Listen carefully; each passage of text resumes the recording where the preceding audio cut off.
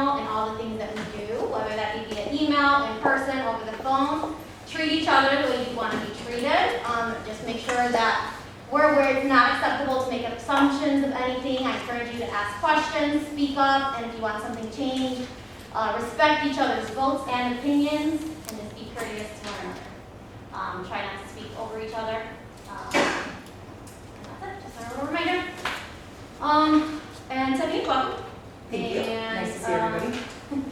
So I will call to order our, just so we're aware, Edgar is here via teleconference. So he is just on the phone, or just phone? He's there. Can you hear us, Edgar?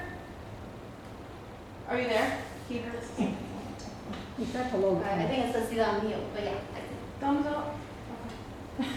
All right, so I call to order our regular general meeting. It is 6 o'clock on the dot, and today is Wednesday, August 24th, 2022. Okay, Debbie? Here. Okay. Sam? Yes. Edgar? Edgar? Yes. Okay, good. Sylvia? No. Marge? Yes. Rosa? Here. Okay. If I may, we should do a motion to allow Edgar to attend electronically. Okay. Just for the record. And Natasha. Nice, yes. I do see you there. All right, is there a motion to allow Edgar to be here Electronic. I electronically? make a motion. Thank you. I'll second it. Sure. Natasha and Debbie. Okay. Do we want to do an all in favor? Yeah, all in favor of allowing Edgar to be here electronically? Say aye.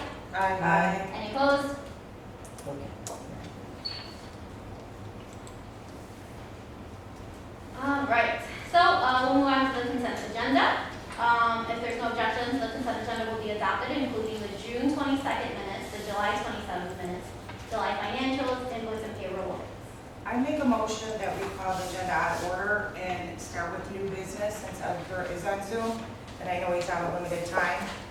And then we can go back to that because there is some other questions regarding the minutes and such. And I think there was some things that Edgar wanted to voice his opinion on. So as long as there's no objections to us skipping through the new business and then going back to the beginning in case Edgar doesn't have to leave. I'll second the motion. But who's who first? Sam, okay. Marge, who was the first? And this is, skip to To go out of order on the agenda. Go to new business. first. new business? Yep. Okay. Okay. Do you want to do an all in favor? All in favor? Aye. Skipping and going to out of order. Aye. Thank you. Any opposed? Awesome. All right, so we'll start with letter A, public facial covering policy review. You guys should have an updated version. We were changing the wording around so that there's no confusion that it's not currently in place. So I don't think there are any other specific recommendations. I am just advising that last paragraph up. Are you guys in agreement with this? Is there anything you guys want to change, add? Or are we okay with just moving that? I'm really not okay with just moving it up. I think it still is insinuating that you're supposed to be wearing this mask. I think for now, if we could word it somehow like public facial covering policy is optional at this time. Should it change in the future, we could revisit it, go back to the policy. You know, we're still having mixed things in the library with if we're wearing the mask, not wearing the mask, enforcing the mask, not enforcing the mask. I think this is still confusing. I know last time we spent so much time on it. It's just, I just think if people want to wear a mask, you should by all means wear a mask. I'm not telling anyone not to wear a mask, but when you go on the website, even on our library, when you call the library, you're getting mixed feelings about it. So I don't know that should just be a short paragraph that public facial covering policy is a policy that is optional at this time. If it makes you feel comfortable, wear it. If not, if the governor should change, we will re-meet and update it at that point. I don't know what anyone else's thoughts are. My opinion is we leave it as it is, only because if, let's say, the meeting's today and tomorrow CDC comes out that everyone has to wear a mask again, we can't enforce it until the next month when we update the agenda again, or update this policy. Right now, it says the policy is, it'll be enforced based on current facial, recommendations from the CDC. So it's just that way, if they recommend it, then it's enforced here, and if they're not recommending it, it's not enforced here. Whereas you're saying, let's not, or, let's put it's not currently in place, and then when it does come in place, we're gonna update it again. If I may make a suggestion Yeah. that I think would possibly achieve both goals, maybe state that the public facial covering policy will be optional unless mandated by either the governor or some sort of Department of Public Health, or unless mandatory facial coverings are recommended by the CDC. Because right now the CDC is recommending optional facial coverings. They're still recommending people do facial coverings as far as I understand it. However, right now the state of the law is that every entity, every business can make their own decision. So if you can, I would either suggest tying it to IDPH regulations or Cook County Department of Public Health regulations and requirements, and the governor's own executive orders. That would be my. It's even Okay, the but- second one, you still have the 6-foot distancing. Which is not enforced anymore. Which is Well, not. this is all, none of this is being enforced now, but this is all in case the CDC does recommend it. Then we have a policy to say, okay, we're doing this because it's recommended.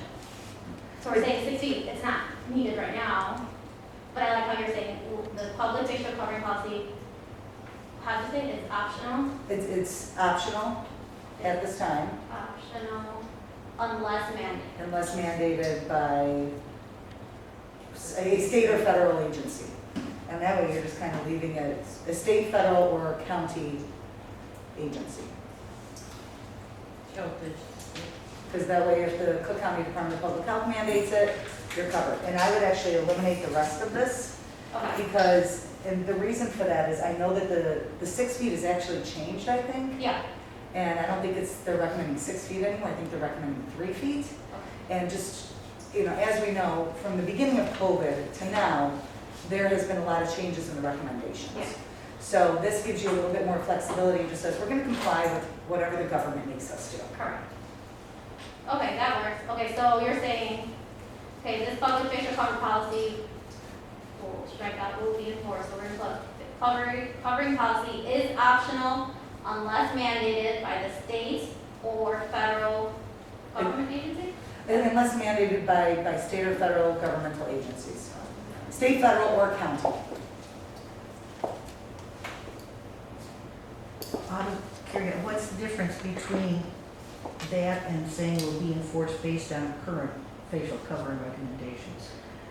Because based on recommendations versus based upon mandates is very different. Right now, the Oh, CDC. okay, mandates versus recommendations. Okay, gotcha. Okay, cool. Okay, and then, so then how, because it does specifically say 6 feet, Yeah, I would honestly, the rest of this, I would just take out, because at this point, everybody knows what COVID is. This policy was done at the beginning, when COVID was kind of Right. brand new, and you guys are sort of figuring out what to do. The purpose of the, I guess you can leave the purpose of the policy for some of it, but the stuff at the 6 feet, and it's just not necessary. And if you're just gonna refer to whatever the governmental mandates are, okay. then it's whatever they say. So the rest of this becomes completely unnecessary. Okay, so that whole first, because we still want to keep patrons who refuse to wear covering. Yeah, so it says 6 feet. That shall be required. So you're saying take out that whole first paragraph? You can leave like the first two sentences, but the whole, in accordance with the Restore Illinois plan, that sentence is pretty much inapplicable. And we just want to remember too, though, that this isn't just for COVID. Like if We're trying to make it for yeah, any for any, yeah, let's circumstance say that chickenpox comes arises. back, monkeypox, like that. Right, We just right. want to have some Absolutely. policy where we're following whatever recommendations are, how to manage it. Absolutely. So it's not specifically COVID. So, okay, so leave that first two sentences. Certification policy. I would actually, if we're not doing it specifically for COVID, then I would just leave the first sentence because in Okay. light of the COVID pandemic, Yeah. you know, certain policies are required. That's, again, superfluous and unnecessary at this point. Now, what about later on where it says for patrons whose medical condition or disability prevents them from wearing a facial covering? Do we want to keep that Yeah, portion in? yes. Yes, I think that that's fine. Okay, so we would take out everything that's in between. Yes. Okay. Is there an agreement so far? Yes. Okay. But are not limited to per site, okay, so that's good, and then patrons refuse, that paragraph, are we keeping it? I know it still says 6 feet. Yeah, I would take that out because you're not enforcing that. So you know what I'm saying? That's not what the policy is right now. If you wanted to put something that, if you want to put patrons who refuse to comply with the policies or with governmental mandates, may be removed. Okay, I like that. Something like that, I think would achieve. But again, it's, you know, the most of the, you know, I represent a lot of different public entities throughout the state, and Yeah, almost nobody's requiring it anymore. I don't know, except for medical facilities. yeah. All right, so Okay, so we're just changing it to patrons who refuse to comply with governmental mandates shall be required to leave the library. I would put may be required. Because there may be a reason that there, you know, somebody may have some sort of other medical condition that's, you know, preventing them. They may have, there's something legitimate that's preventing them from complying with something. well, isn't that covered in the sentence in the first paragraph, who have medical conditions or disabilities? Oh, true.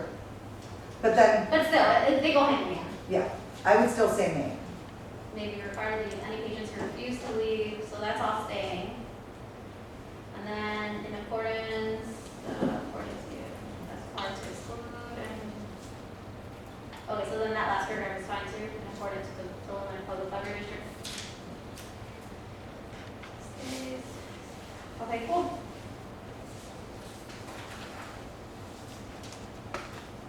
Okay, so does everyone understand the changes that we're making? Any questions on it, any other recommendations? This sounds good, I think it's good. Okay, so then is there a motion to approve Yes. I would rather see it written out first? written out first Okay, before we approve it. Just, Yeah, and I can review if you guys want to, do you want to draft or do you want me to draft it? What's, we can draft it. okay, then do you want me to review it and make sure? Well, is it review still necessary by you? That's up to you. That is completely up I to don't you. think so. I think we're okay agree with with that. as long I as- think it's okay. Yeah, as long as we're already saying the changes, we're not adding anything different. That's, if you have any questions that come up, certainly just let me know. Perfect, okay, so then we will table this, motion to table this to approve for the next meeting upon seeing the revised. okay, I so move. Second. Natasha, Natasha, second. You and I can go with me. Okay, Sam? Yes. Yes. Oh, Yes. Debbie? That's okay. Natasha? Yes. Okay, Edgar? Edgar? Yes. Oh, thank you. Marge, yes. Rosa? Yes. Okay. Okay, next item is, discuss the library safety officer.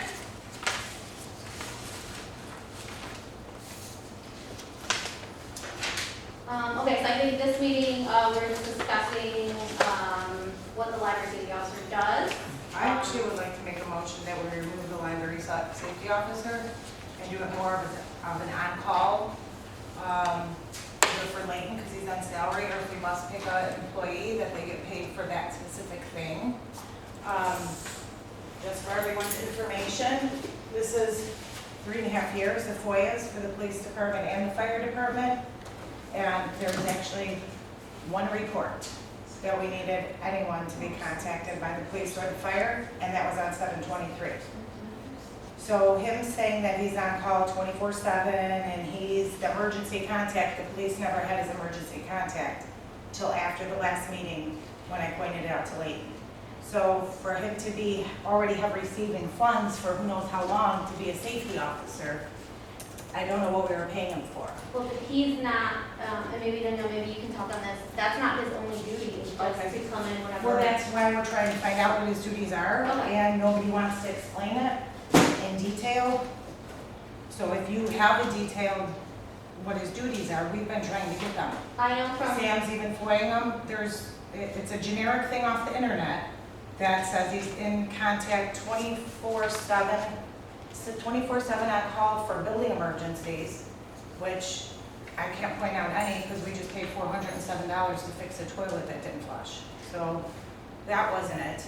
The police wasn't it, the fire department wasn't it. Performs other duties as requested. so whenever there is a power outage, he is required to come in and restart the servers. Whenever there is, That's done in the morning when he's already here on call, on clock. he has to come in before the library opens. Do you have a list of that? That's what Sam's trying for you, I know we'll give the information. So before, to my understanding, before recently, they were not keeping track of when they were needing him, but they are doing so now moving forward. I don't think we need him moving forward. Okay, are you able to elaborate on any more stuff that he does? I think Nobody we have knows to- what he does, that's the whole Well, Mark thing. would know what he does, but Mark, would be here if Leighton was here, I think. Well, we asked it, I believe Marge asked, or Sylvia asked for Mark to be here to explain the incident on 7/23, to explain his duties. We've asked Leighton what his duties are. Sam FOIA'd for specific detailed reports of what he's been doing as a safety officer, when he's been doing it, how often he's been doing it. It's a mystery job. It's like a ghost payroll job here. So I make a motion where we get rid of the safety officer and pay as needed when we need something. So like the, something Yeah, like say he has to come because the library was left unlocked again. If that person had to come here, well, Leighton's on salary and he's the one who did it. So he basically did it included in his job title. I mean, he is the keeper of the library, which only makes sense. But if say somebody like Ron, that's who the police called first, was Ron. So Ron got interrupted on a Saturday, answered the phone, called Leighton, got a hold of him, and he didn't get a dime for it. But yet the safety officer is getting $500 annually for what if something happens. One incident happened in 3.5 years. So I think that's kind of outrageous as us being fiscally responsible to taxpayers, that we let this money just go.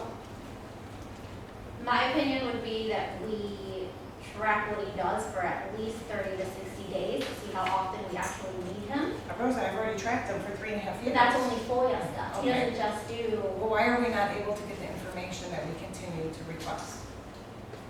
There's none, Yeah, I heard President last night. Nobody, there's nothing. well, I just know that he doesn't just come in for when the police call. And also, one of his titles is, one of his duties is conducts routine patrols of the interior and exterior of the library building. I guess he couldn't find this one either. You wanna take it, pass it around, a rusty drop box that a kid could fall and cut their finger on.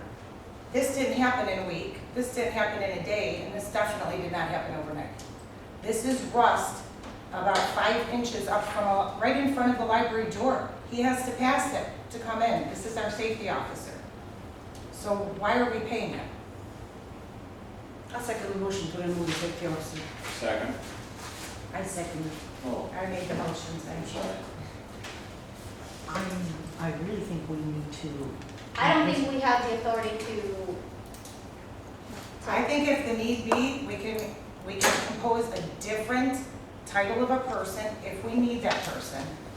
I think every person that's coming into work, if they should see something, especially the library director. So the library director walked past this too, for how long? A If the power rusty, goes off, he has to come in and restart the server because that's his job. So, nothing regarding the safety officer on that point. When it rains and it floods, I know he does come and check the building for flooding. well, he already put a report that he put something in there that he, in the basement. Yeah. It's in a chart last year. Last month, because Last it's month, sensitive. he said this month that he was looking into it, but last month Leighton said it was already done, so, again, which one are we Provided doing? by LIRA, whatever it's called. I can't speak to what he does, you have to directly talk to Leighton and Mark, that's all I can suggest. I can't, And Mark is also an hourly employee, isn't he? no, sorry. He's not, he's a salaried It's employee? like department head. Well, if he needs an extra emergency on call when that happens, then that could be an option, but to pay someone year round, year after year, that hasn't, we've asked Leighton and we've asked him to provide his reports. There is none.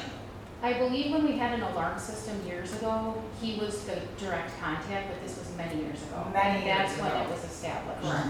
So that's, I believe, when that was established. Were you here for that? Yeah, Yeah. yeah, that was, Um, because he had an Can we remove the annoying thing to go Yeah, off so he was frequently, yeah. on call for that.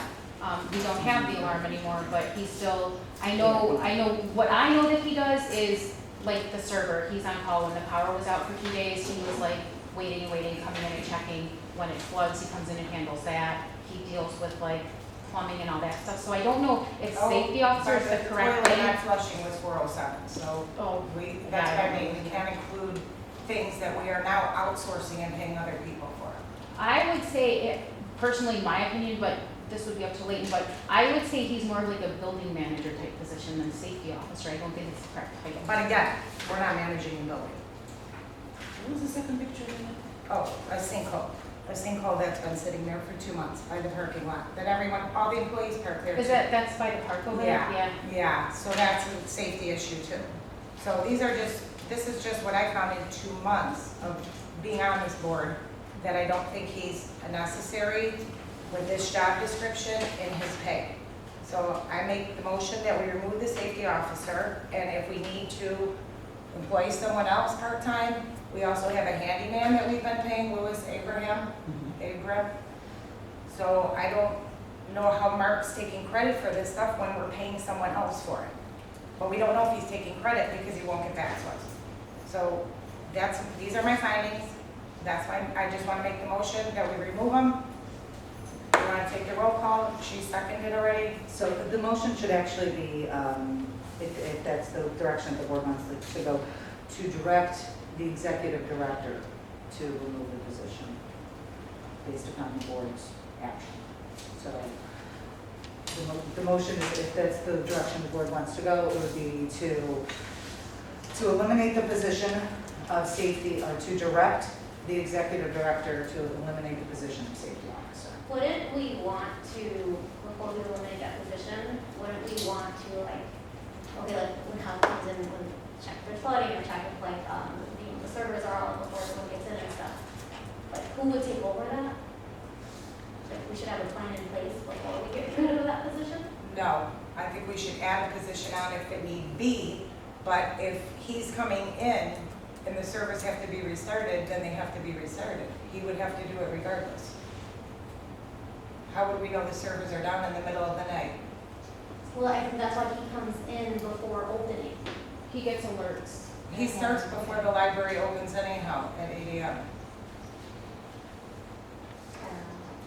Joanne would know if The it's servers flooding are going his on. job. She He's starts at IT 7:30. guy, that's his job. If the server goes down during the middle of the night, he gets a call and he comes in the middle of the I night. know when the power was out, like he got a call whenever it came back on, like 7 or 8 at night to do it. He got a call from who? He Because gets the police and the alerts. fire department don't even know his number. We don't know who else even has his No, number. like from the server company, he gets alerts, so then he comes in, once he gets the alerts that it's back, he comes in and resets everything. That's how he knows when the servers pop back up, when he's not in the building, when it's off hours. Like if the Okay, power's out. I know but that. that should fall under head of technical services, which is already his job, not a safety officer. It's not safe to restart the server. He oversees all technical service department over operations, workflow, and delivery. So that's his job. So I'll make the motion to direct the director to eliminate the safety officer position. You should actually, now that, you know, to take into consideration to, with what Rosen had stated, maybe do a motion to direct the executive director to eliminate the position of safety officer and to reallocate those duties within that position to other personnel. Okay. What she said. I second. We okay to do this. To eliminate the safety officer and Reallocate no, the duties to other positions within the library district or other personnel.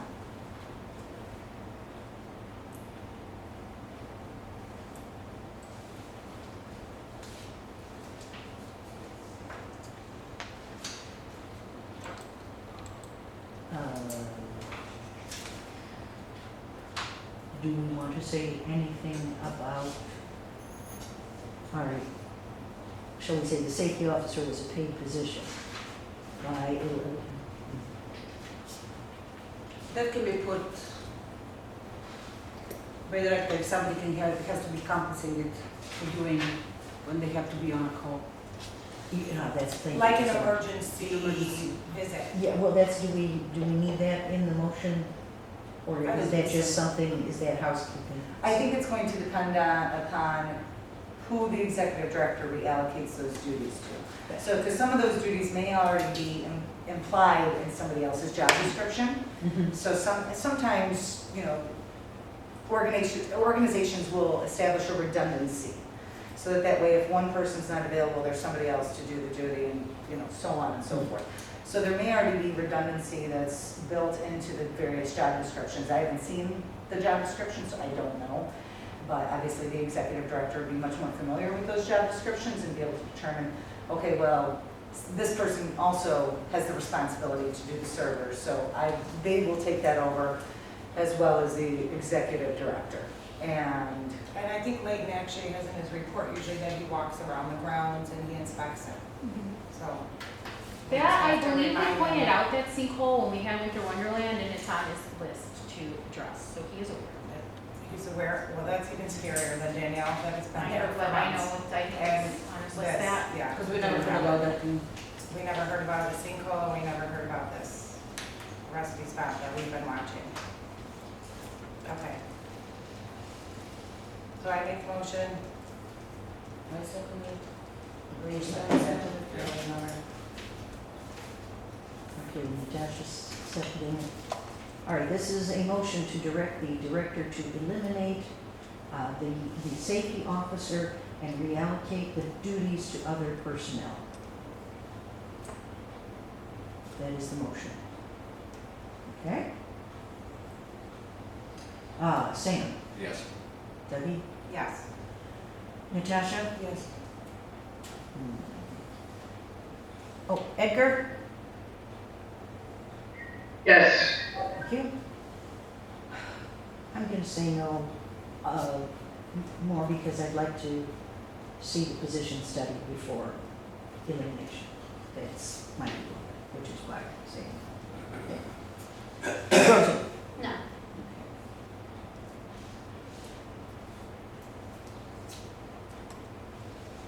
All right, FOIA request. So I just want to bring to the board's attention, we received a FOIA request that was from Sam. Sam, did you want to speak on it? Like I said today, we'd like to know who's in charge of it and explain to us the paper, not just, you know, nobody came back. Well, my only concern about it was I saw the email, and I know we sent you like a generic description, and then you requested more information, and he acknowledged it, but he said he had other, you know, he had to finish the IBLAR stuff. And then you submitted the FOIA request, and this was also on the agenda to be discussed at this meeting. So I just wanted to know, was there a rush for? I believe No, we no, no, submitted no, no. before the meeting agenda came in. No, yeah, but at the last meeting, we discussed that we were gonna talk about it. I'm sorry, that wasn't not for us, but I just told him, he said, yes, I'm gonna come back to you. Even the text me, say I'm doing something else right now, but after that, I'm gonna answer everything, whatever. He never answered, no email, nothing. I just like to know, his duties and what he does. Well, I just want to That's all. remind the board It's not the that rush. we can, of course, ask Leighton for stuff, but we cannot expect same-day turnaround as long as he's, like, it is a problem if he doesn't acknowledge you. It is a problem if he never gives you the information. But I also think, like, he has other duties as well. So when we're asking for, that this is, and sometimes, like, we're asking for, like, 12 months worth of stuff, we can't expect the same-day turnaround. Like, as long as he, just asking for an ETA or just saying, I understand this might be some kind of research or pull up, but we can't expect things same day. And I don't think it was same day for you, but like, I do know that he acknowledged you. And then like a day or two later, you submitted a FOIA request. I don't expect same day, but this from last month. It's a month. It's embarrassing when as a board member you have to do a FOIA, because I did it too, if you remember last year. Because I was asking for a year to give me something, if you didn't want to give it to me. So that's my last resort. I don't like to do it, but I know that way I'm gonna get it. And plus, excuse me. We have right to do it, it's been Sorry. information I act. Everybody has right to do it. Yeah, you guys absolutely have, But when everything you you go, guys have asked Leighton for, I'm sure it's, within reason. when you keep going around, and I keep asking, I don't get my information when I want to. Yeah, I know you're still a while. Yeah. So I think it took a year. Yeah. So finally, I was like, I have to do it. Mhm. That, And I wasn't satisfied with the FOIA either, but I'm not getting anywhere with him anyway, so. And I just another thing, like I said, was in a rush now. Point is, I asked him for something else, but I'm gonna let him know next month when he come back late. I'm gonna talk to him. That Okay, happened something, he never responded to me. That's a very major thing. okay, I know he's been out there and he's got like a 2-week vacation right now. Oh, yeah, I know, I'm gonna wait till the next meeting. Like I said, I'm not in a rush, but things have to be done, they have to be done. Okay. And also, he could have delegated that to someone. The request was, because I was on the email.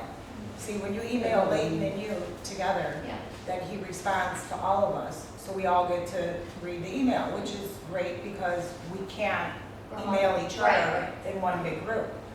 But every time the question was asked, he kept sending the same exact clip that I just read you. Even when Sam asked for the safety officer name I won't mention, he asked specifically for his reports, his duties, his time that he spent. All that had to be just delegated from Leighton to Marcos. Oh, sorry. And that should have been in his own files of these are my duties, these are my reports, you have reports that you submit. That should have been a delegation thing. That shouldn't have been, I'm busy with IPLAR or whatever the initials were. And just keep sending the same clip, the same paragraph. It's in all of our emails. I'm sure you got it too. It was the same exact thing. So just because you're sending the same information does not mean that's the information someone looked for. So I think that's a misunderstanding that he also had with that. But I agree. I don't think as board members we should have to FOIA something. Right. That Joanne was kind enough when I came in the library the other day, without even notifying her, could I please look at the bills? I wanted to. That was awesome. She let me sit down, look at them at my convenience. Thank you, Joanne. That's the kind of teamwork that we're supposed to have, not continually keep asking someone for something and getting the runaround. So I agree, that's the last ditch effort we have, is the FOIA. Okay. All right, succession plan for the library. So this was something that we do not have in place. This is for, let's say, if something happens to Leighton, let's say he decides to, he gets cold, he stays in his journey. We just need to have something in place of who would take over. So this is just a draft for us to look at, of having a succession plan in place. But I recall that there was always something in our employee handbook. That's what I had to FOIA to. There's something in order. I think Joanne is next to mine, and then goes the Neo, and then. Yes, but I think there was nothing like, I think it was like who's in charge. And like where the whatever it's gonna be kept. I'm not feeling comfortable about voting about this. I don't understand, I'm asking questions. Are we voting on it? No, this is just a draft to review the succession plan. We can make any changes, it's not done. Yeah, I don't like, If this is something I want to put in I place. put this HR source in everywhere. No idea who they are. There's another person name in here. From HR source. No idea who they are. Well, No idea in there. this is just a list so that like, okay, so let's say he's gone, this I is who understand we that. would go to. So if we I understand that. needed something HR related, the HR source, if we needed, But something like this should be in place already. right, but it's not. You mean we don't have the passwords and the landscaper's name and everything somewhere? Oh, I'm sure. Invented. Yeah, I'm sure. Yeah. Oh, Yeah, that's how, That's Those basically what things- it's saying. I think we all have it. We should have it. Yeah, policies are kept in a labeled cabinet and administration, yeah. I don't, I just don't know why we have to contact this person for consulting that meets qualifications by who? But anyway, we should talk to him when he comes back to that. Are you saying that this is too general, or? I think some of these things are already in place. If they have to write on a certain piece of paper, that's everything in one place, it's fine, but I don't agree with him recommending this person for consulting. What page is that on, please? Page 3, top. I don't know who that person is, I've never heard of them, then on page 4 there's, Okay, good. no. Okay, now this is the director Oh, that's such a, succession that's plan. such a generic, it's just a generic, we would change that to whoever it is we Yeah, I think decide. So this person is fake person? It's- Yeah, yeah, it's just generic. Yeah. Oh, why does she have a Gmail? That's well, that's what I'm like, why this person? I think Well, that- I don't know We if have that's fake legal, because we have other the source pieces. is not fake. I think he started filling in some of the stuff, he copied, I think another library has this in place, and so he kind of grabbed their template and was kind of filling in like in red, okay, this is what we should change or what we should put. He probably, I don't know if he. 'Cause I know if Cash, he's done- Kathy consults. Yeah, I was but that's- always Kathy because we have Joanne, I think Joanne is right after him, business manager, and then department heads, I don't know in which order you guys are going, but there is a structure who goes first. Yeah, And this HR source here, real quick, Rosa, well, real quick. That is not fake, because that's what Leighton and yourself and I were in a conversation about with our, that we have free legal advice. We do not have free legal advice through them because they will not speak to a board member.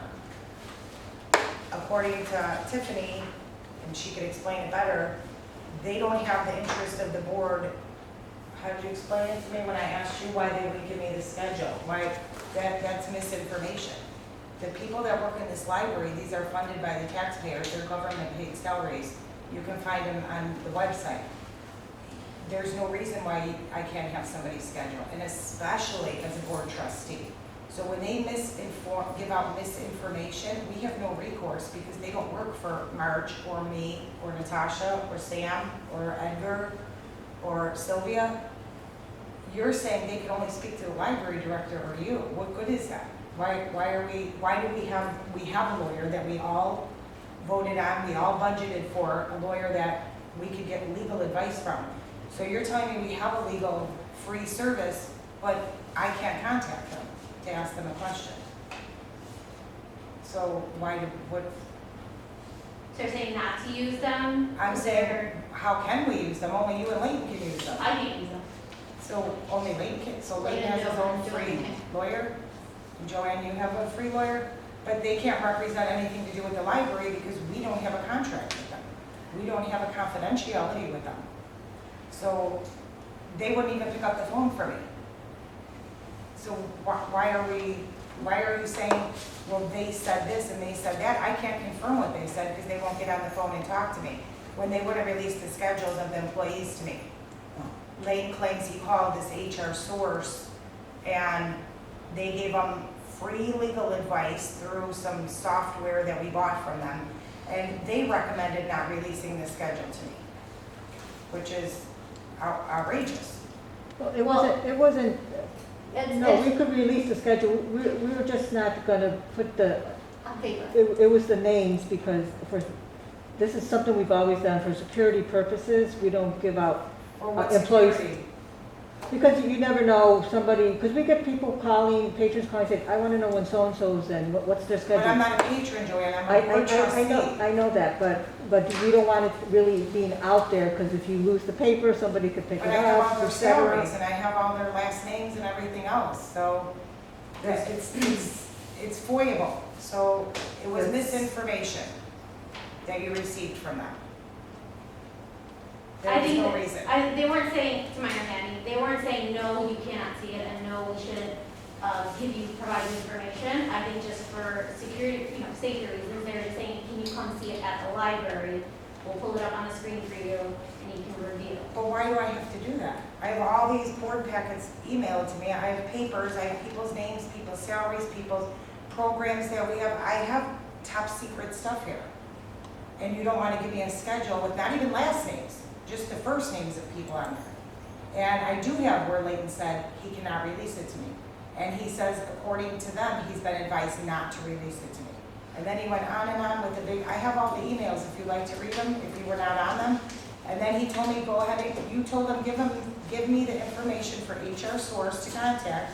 He gave me a disconnected phone number the first time, so I got the phone number, and then the lady wouldn't talk to me anyways. So why give me the information to call, knowing that she was never gonna speak to me? I don't think they knew until, Well, they called. Joanne just said it, only Leighton can talk to her, so Leighton should have known that. Well, after they called, like, they left a voicemail or something, that they can only speak to the director or like the business manager, to my understanding. But I don't think it was not giving it to you, I think it was just, we didn't want to print it on paper just in case it gets lost. Well, this is since the very first board meeting that I was at. So all of June I asked, July I asked, August, and then he couldn't give it to me, but he accidentally gave me one, so. Was he supposed to give it to me or not? Well, He eventually gave me all of them. I don't know about how you can accidentally, I know he said he was just gonna give it to you, so I can Right. give it to the board. Well, all I'm saying is I don't know what good this HR source calling them for legal advice is. And if he was gonna call them for free legal advice, then that should have been last month, when he was calling everybody up. He didn't call them, the HR source. He was calling Delgado. I'm talking about it. Daily, yes. So, I mean, we could get to that, that's fine. I just don't, I don't think the whole thing is fake with these names and whatever succession plan he's doing, because HR source is a real place that he's utilizing. We're not utilizing, but he is. So I don't know what other things in here are real or, Okay, well, just Or not. in the discussion of the succession plan for the library, so we'll just wait till it comes back. this is just with a this. draft for us to Okay. review. If we want to make any recommendations or changes now, we can. This is just a draft, we're not voting on anything. This is for us to put in place in case. But I'm just gonna show you how it's already put in place, because this is a business manager's job description, and it says, responsible for opening, closing, building, and handling building issues when director is in absence. There you go. But what if it's long-term?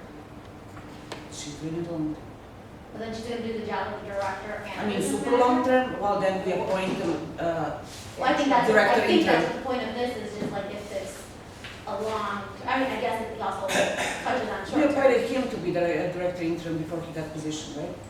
I You believe so. remember that? It's, nothing was in written, so, whatever. So you guys don't want a succession plan in place?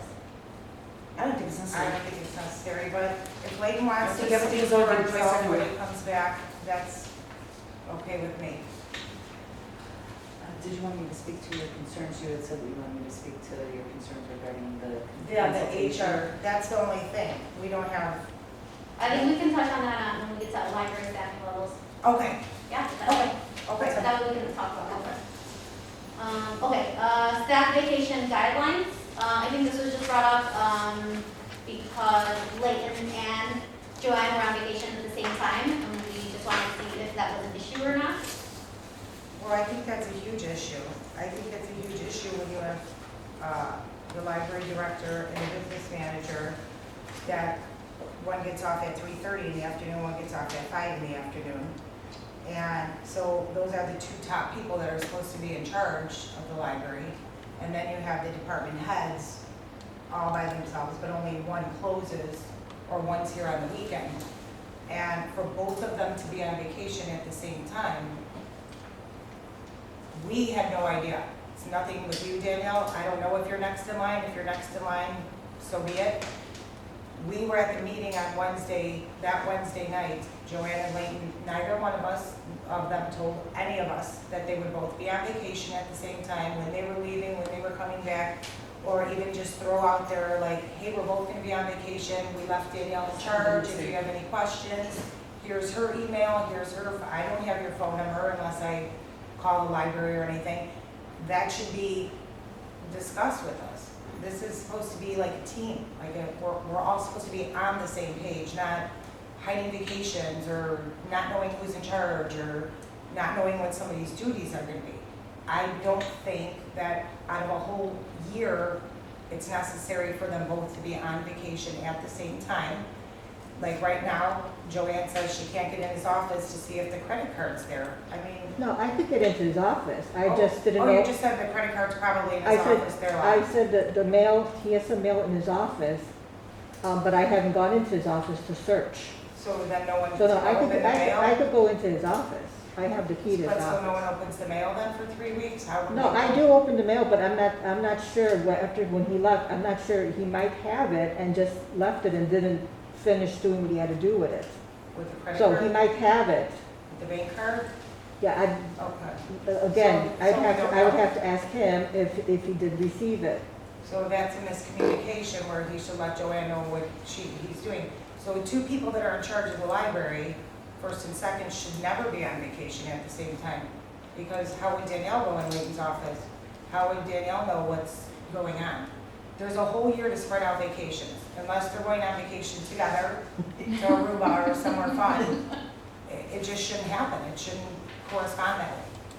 You wouldn't let all four department heads go on vacation. When Leighton and I are on, if we are both on vacation at the same time, usually it's not a lengthy vacation, it might be just one day. We check our emails, because since we know, I know, like that time in June that we were off the same day, I was checking my emails because I knew he was also on vacation. So I knew that even though I'm on This was in vacation, July. It was for 2 weeks and you were for a week and a half. It wasn't a day. well, it was a couple of days. I'm not, I know I wasn't off for a whole week. It was for a couple of days. I was checking my email because I knew Leighton was off as well. So this way I could keep abreast of what's going on in case something was going on, then I could address it immediately. In addition, all the managers have my number, so if something does come up, they will either text me and let me know, hey, just like this past Saturday, Mark texted me and said, hey, since something's wrong, you need to come in. I came straight in. So there's really, we make sure that the library is covered. I just don't think it's necessary, personally. But my only, yes, Leighton should give us a heads up of who we should like reach out to if both you guys are gone. But you guys are both not here on Saturdays, right? Correct. So. And there's always regular, a manager in charge. When after Leighton leaves or I leave, every day there's one manager in charge. Today it is Ron. Ron is the closing manager for today. Tomorrow will be Danielle. And there's a schedule. Each day there's a closing manager for each day. I personally don't see an issue with both of them being on vacation. I do think we should be, if both of you guys are gone, we should be made aware of who we should reach out to. If we have a question like on the library or agenda stuff, so they just be aware, make sure we're letting them know. Yeah, it was just kind of weird because we had the meeting that night and then 11:45 next morning, they're saying, oh, we're on vacation now. Why didn't you tell us last night? To me, that was a little bit insulting, but it's me. So then is the issue just that he didn't notify us, or is the issue that both of them are taking vacation on the same? I don't think I should take I this. think both, in my opinion. Marge, what do you think? Unless we have strategic plan or something.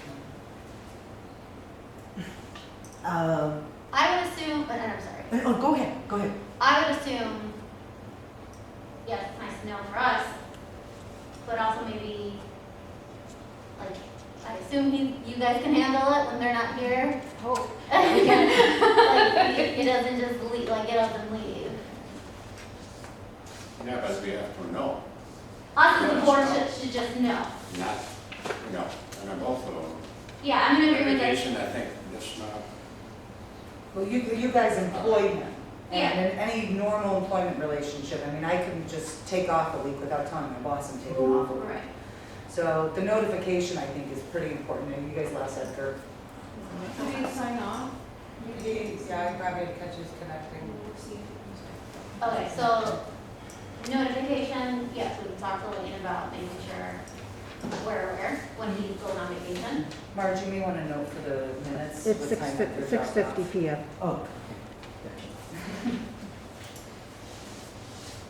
Oh, Marge, do you have any issues with them taking vacation at the same time? Or any comments that you want to say about them for like not letting us know?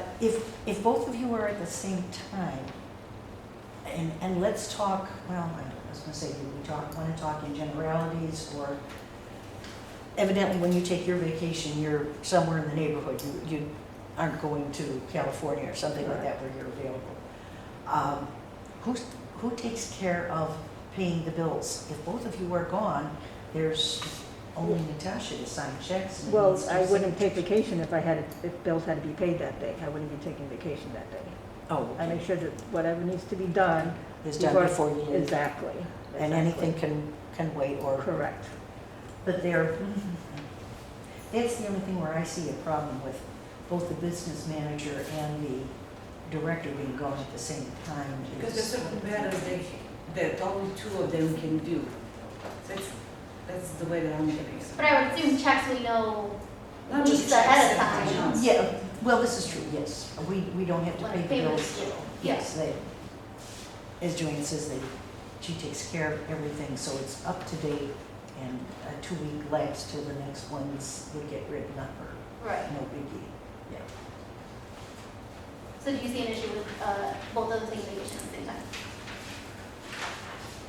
No. Other than that, that's the only, So your concern is just because she's handling the business end, Leighton is, and the business manager is taking care of the bills and business. The director is taking care of the library. But in director's absence, the business manager takes care of everything that the director does. Yeah, but on Saturdays, neither of them are here. Well, not just Saturdays, any other day. But what's different between a Saturday and a vacation day? Saturday is Monday, vacation 3 weeks. So you're just saying we recommend that like they not take more than a week where they're both off? But if it's less than a week, they won't.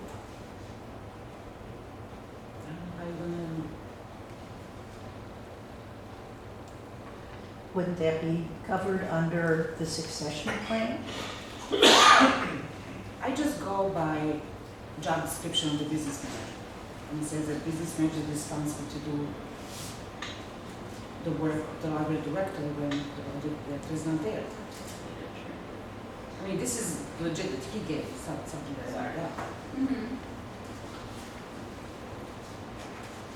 So that's, by that definition, I'm saying that if she's not, it's not just the checks, there's a lot of things that two of them are the only people that have access to and they're in charge of.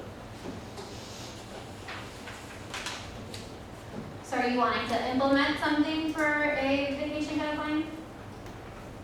Well, okay, if I may, Danielle, if both of them would be gone at the same time,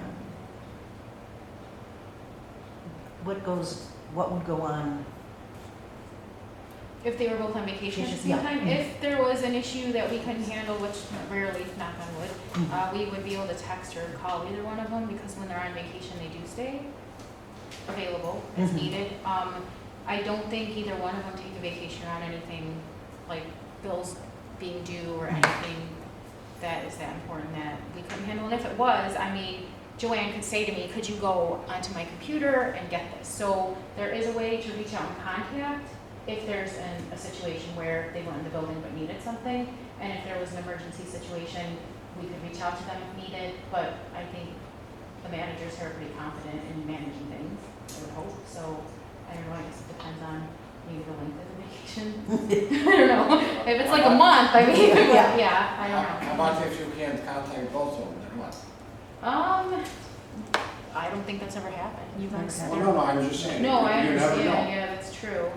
It's possible. And if I may, just to play devil's advocate, because I have seen this happen in organizations where you have, one person that's scheduled to be off, and then the other person's not scheduled to be off, but they have some sort of medical or family emergency or death that takes them out of town, out of state, out of the country. And then there's nobody that could, do those duties. So you guys got to figure out, who's going to do that. But let's say, for instance, you've got a situation where both people are off on scheduled vacations and you have a pipe burst down here and you have to have emergency expenditures. And you've got, that plumber saying, the only way I'm going to do it is if you guys give me a $2,000 deposit right now. So who's going to sign those checks? In that case, I'd reach out to the board president. If they were here and say, please come and sign this check. So yeah. There's, obviously that's kind of an extreme situation. Yeah. But I think We that, have that's something a that plumber on could. contract, and they wouldn't demand payment immediately, so. I know, so that They would- depends on they the would bill. contractor. But yeah, if you guys got, So I'm we have- just saying, like, we that's have kind a of an plumber. extreme situation where you might have an immediate expenditure that was unexpected. That was not something that, Joanne was expecting to come in. Yes, we had that thunderstorm, tree crashes into the roof or Yes, type yes. of. Yes, that lovely one in June, yes, destroyed much of my property in Brookfield. Good times. Well, some of that is covered under the succession plan.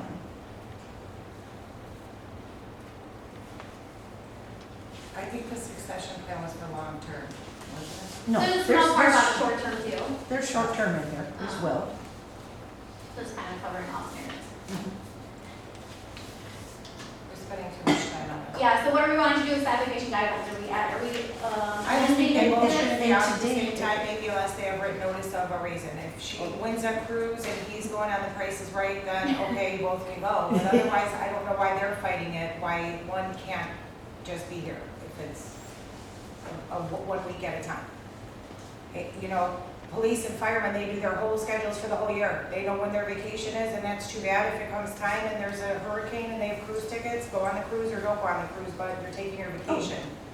I think that if they plan ahead and plan around each other, if you and I work together, we plan our vacations. Hey, Marge, you go on vacation this week, I'll go next week. I don't see what the big deal is unless there's extenuating circumstances. Like I said, their families go Well, on that's- vacation together or something like that. I don't see what the big reason is why they have to take it at the same time. Well, you can say that nobody can be on, that they can't be on vacation at the same time unless the board approves otherwise, because That's a good if one. they've got, if they both got a wedding Family reunions. to go whatever. to, two separate weddings, but, they're both scheduled for the same weekend. And they both, or not weekend, same week, and they both really want to go. And the board's like, you know what, that's kind of a quiet week. There's no bills due, we'll delegate your authorities to somebody else for the meantime. And you can do a temporary delegation of authority. I mean, there's ways to do it, to solve the problem. We're not trying to solve tell them the not to concern. on vacation. Yeah. Everybody's doing vacation, absolutely. We're Does it not saying not happen to take often vacation. that you No, guys are at the same time? it doesn't happen very Okay, can we often. just amend this policy so that it says, written approval from board required for more than 3 days since they're both out? I'm 3 days, also- is 3 I'm days, okay with that. is 3 days recommend a good time? It's more than 3 days. Why don't we just leave it as, we've had this, Joanne's heard it, when Leighton comes back, tell him we would, and just say we would prefer that you not take your vacations at the same time. Okay, we're okay with that? Yeah, we plan accordingly and. No, nothing specific in writing, just say, just have a discussion with both, Joanne and me, and just say, hey, if it's more than 3 days, please let the board know. And even if it's for 1 day, just at least let us know who to contact. But if it's more than one day, please let us know. Yeah, the board can make a motion to direct the executive director to inform the board of any conflicts in vacation schedules, where both he and Joanne are gonna be on vacation at the same time. And for him to identify to the board who will assume their duties during the interim period. Well, that again will be covered under the succession plan. If we have a succession. Well, Always it's going coming. to explain it to us, I think, right? Yeah, Is that what you're trying to this is say? what you have to look at, and then we'll Yeah. talk about it next I one. mean, it's coming. Yeah, I think so, well, Okay. I think it's just something that we just need to talk with Leighton. I don't think we need to legislate. It seems to me it's over legislated and just. Yeah, I think you guys just make a motion to direct him, that is Oh, I kind of wouldn't even the bother topic. with that. We just I talk. make a motion. Well, we already have something, Marcia, why, right? In the employee handbook, is that what you're saying? It's not a policy, it's in the handbook? Well, we have a vacation, I mean, nothing's in it about them not taking a vacation at the same time. But that's what she's saying, we don't need to overdo it and make it in written, like, let's just have a discussion with Leighton and Joanne, and that's it. Okay, we could always revisit it if we feel. If it becomes If we feel- egregious, Yeah. then It doesn't have an that's option. something, but, you know, Okay, let's keep it friendly and that's. okay, definitely. Okay, cool. Just use the common sense, yes, Alright, we move on then. okay. Okay, the First Amendment audit incident, so you guys saw the videos, you uploaded for us on YouTube, that's private, just for us to see. I think you guys want to discuss it? What were we discussing that? I forgot. I mean, besides it was outrageous. I mean, I don't mean just on them. It was handled very poorly on the library directors, in my opinion. Watching the videos, hearing about it, seeing it, he was already aware of the auditors throughout the library. He even stated that. Everyone that was in the library that made a statement, as someone that works in popular services, I want to use the name, even said they were well aware of the auditors. If you're well aware of them, why are we enticing them? Why are we giving them the time of day? Why were we acknowledging them? Why wasn't a tour of the library given to them? They're fools. They walk around trying to push buttons, and that's exactly what everyone knows they do. So when the guys with the camera taping asked him if he wants to see the garden, want to go see in the basement, I don't know why we engaged in them. I don't know if there's a class on taking classes for that or He actually already something. took a class on it. Oh, he did? He did. Okay, after the fact. After. But I'm just saying, it was handled very poorly, in my opinion, almost to the point of it was embarrassing for our library. And then it was very dramatic. Yes, the voicemails were disgusting, people are disgusting, that have no life, that are doing stuff like that. But it could have just been handled in a completely different way. My opinion again, I don't know why we put this on here. I think it was just that's what happened. No actions taken on it. I think we were gonna talk about training and classes. So Leighton did already take a class, he has a certificate for it, for after. I think he sent a link, did he send you guys a link He did, to yeah. take the class too? And I think, all the employees got an email about how to handle this moving forward, and he did. There were 2 additional incidents that happened after the fact. One was, the guy's father just came in, and I think he just was recording, and then since nothing happened, he just left. And then the second one was another guy, I think he just described him as a young guy. And I think he asked, was it maybe Ron, who said, I heard you guys are enforcing mask policy. And he said, no, who'd you hear that from? And the guy said, well, that's confidential. And he's like, no, we're not enforcing it. And then, so he was just kept recording and he left. So I think he was just trying to also see if we're requiring that. And then, one more thing in the video, I saw him sit and put his feet in a table, late, the day. It was in a record. Or the guy was questioned, yeah. It's inappropriate. That's, It's inappropriate, that's all. I Well, think, hopefully you learn from the class. yeah, I'm sure it's a hard situation to be in when it's happening. I'm sure you know, everyone takes classes on tons of things, and then when it's right in front of you, it's just hard kind of to go over. But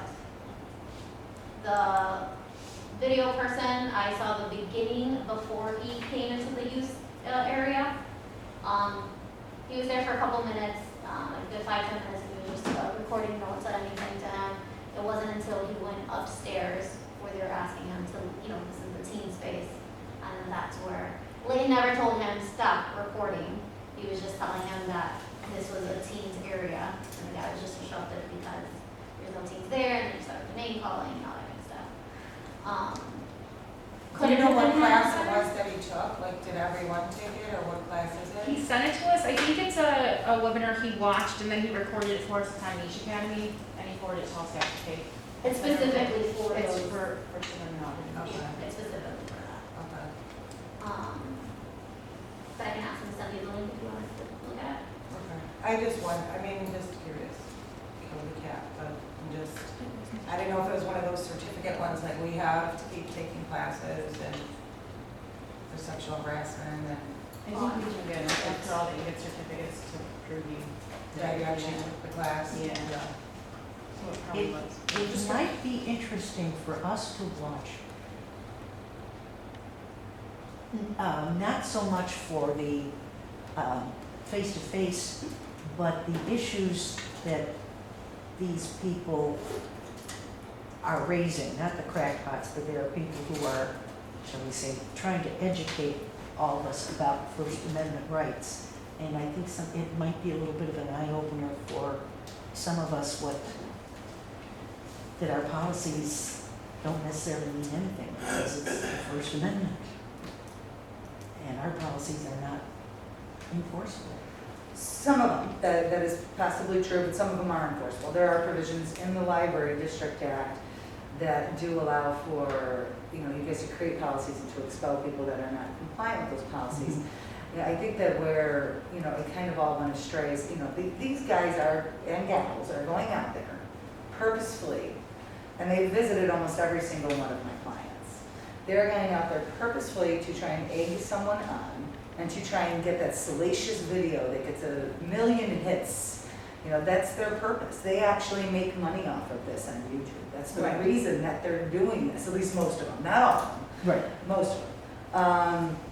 So I think that, should this happen again, I think the way that it was handled in the second and third instance is much better. You just kind of let them go.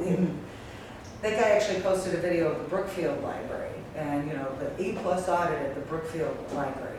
Now, for them to call it an audit, I think is extremely disingenuous. They're not auditing anything. Let's just be clear. They are simply pushing buttons, exactly. Right. That at least that's my personal opinion, and that's the experience that I've seen with most of my clients. That said, what Brookfield Library did is they just let them walk around.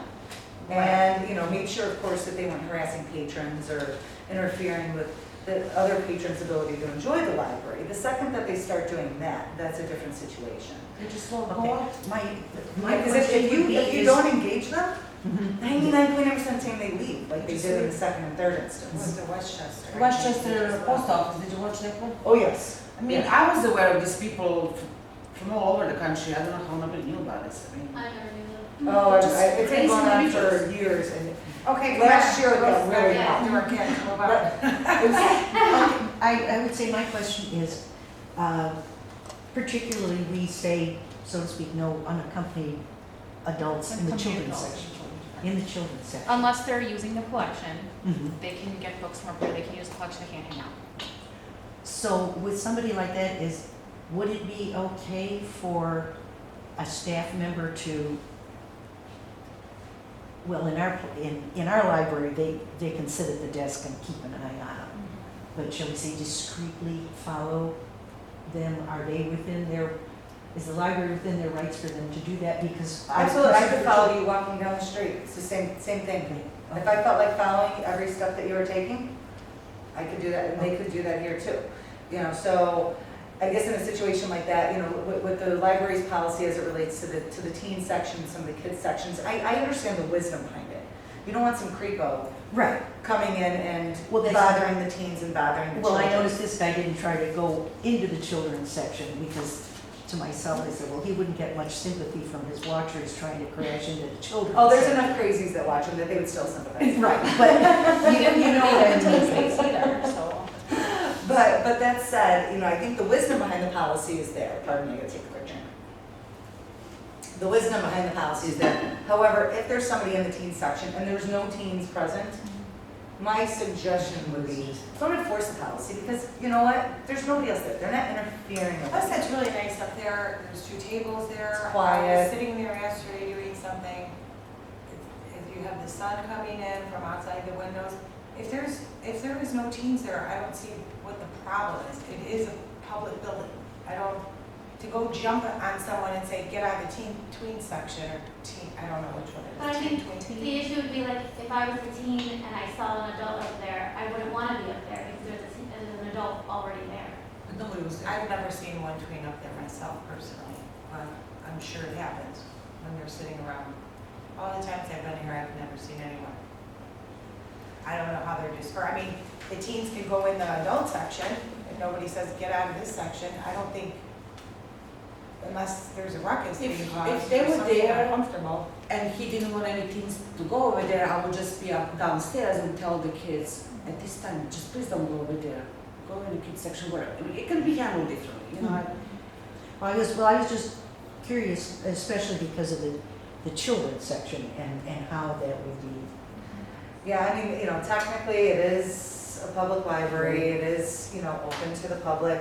If I wanted to go into the children's section and check out a book for my 7-year-old and sit there and look and maybe read a couple books to see if they're good enough for my 7-year-old, then I should be able to do that. And so I think that, some of these policies are just gonna be difficult to enforce. I'm not saying you repeal them. Maybe we need to modify them, just to say that, these sections are for these groups. We would appreciate if patrons would respect that, so that children can have their private space and have and the teens and tweens can have their private space. I think where you guys get into a problem is when you're trying to expel somebody from that space. And I understand what you're saying, it may be, if they see an adult sitting up there, oh, well, I'm not gonna go up there, I don't wanna be around adults. My whole point is I wanna get away from the adults. So I completely understand that. But that's probably a rarer occurrence.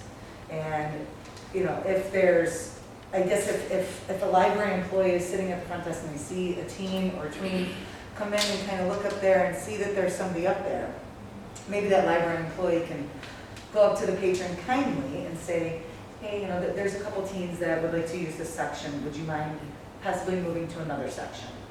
And ask them, not demand, Right. but ask them kindly. If they refuse to do so, then, like Member Natasha stated, just ask the teens or tweens, can you guys hang out over here for a little bit? Hopefully they'll be gone soon, and then you guys can have the area to yourself. I think it's all about the approach Right. and how you manage it. So I'm not saying you necessarily need to change your policies, you probably just need to change how you enforce them. Okay, All right, street door incident. okay. Okay, so we're just discussing, the doors were left unlocked on July 23rd. It looked like it was just, I saw the video, I think it was just, patron left, and no one caught that she left through that door. The problem that I have with it is the various different excuses that have been given to us, and that it wasn't reported to us originally. There was no incident reports written up about it. The incident report that the head of technical services even submitted, it doesn't even have a date at the time, it's not emailed, it was done after the fact. Lane gave us these videos of, I don't know what, so he didn't know the lady was in the library, so now we assume she was gonna be locked in the library? No, because the door is always open from the inside. But so was he gonna leave and leave the person in there? Layton claimed the last meeting that there was debris in the hole, he fixed it with the can. Then his original was he had no answers. Then he said it had happened before. Then he said the wind must have blew the door open, even though he wasn't here. Then he said for the most part, and I believe that's when Sylvia got upset and said, quote unquote, this is loosey-goosey, because I haven't heard that term in a long time, that it shouldn't be happening. So we got this, all these excuses of what happened to it. He left the door unlocked. Just call it what it is, make up your report, if it's an accident, and move on. Instead, now we have 2 companies that came out to inspect it. It's supposedly a mechanical error that's still not fixed after a month, might I add, this emergency door that needed to be fixed, because someone left the library unlocked. Just take responsibility for it and be done with it, is what I don't understand. We don't need all these excuses, all these videos, blaming it on the person left in the library, and Marcos even said he held himself responsible. So it was on his watch, he was the manager, yes, it happened, the police couldn't even get hold of him, they had to call Ron had to call Layton had to come do it. And this is 2 days after, or 3 days after we had just reopened the library from these auditors. We have St. Pius bingo going on, we got the police with the guns drawn, and we got a library because someone forgot to lock the door. What happened at St. Pius? St. Pius had bingo at the same time, and Forest View was called first and didn't know what was going on, so they're out there with their guns drawn.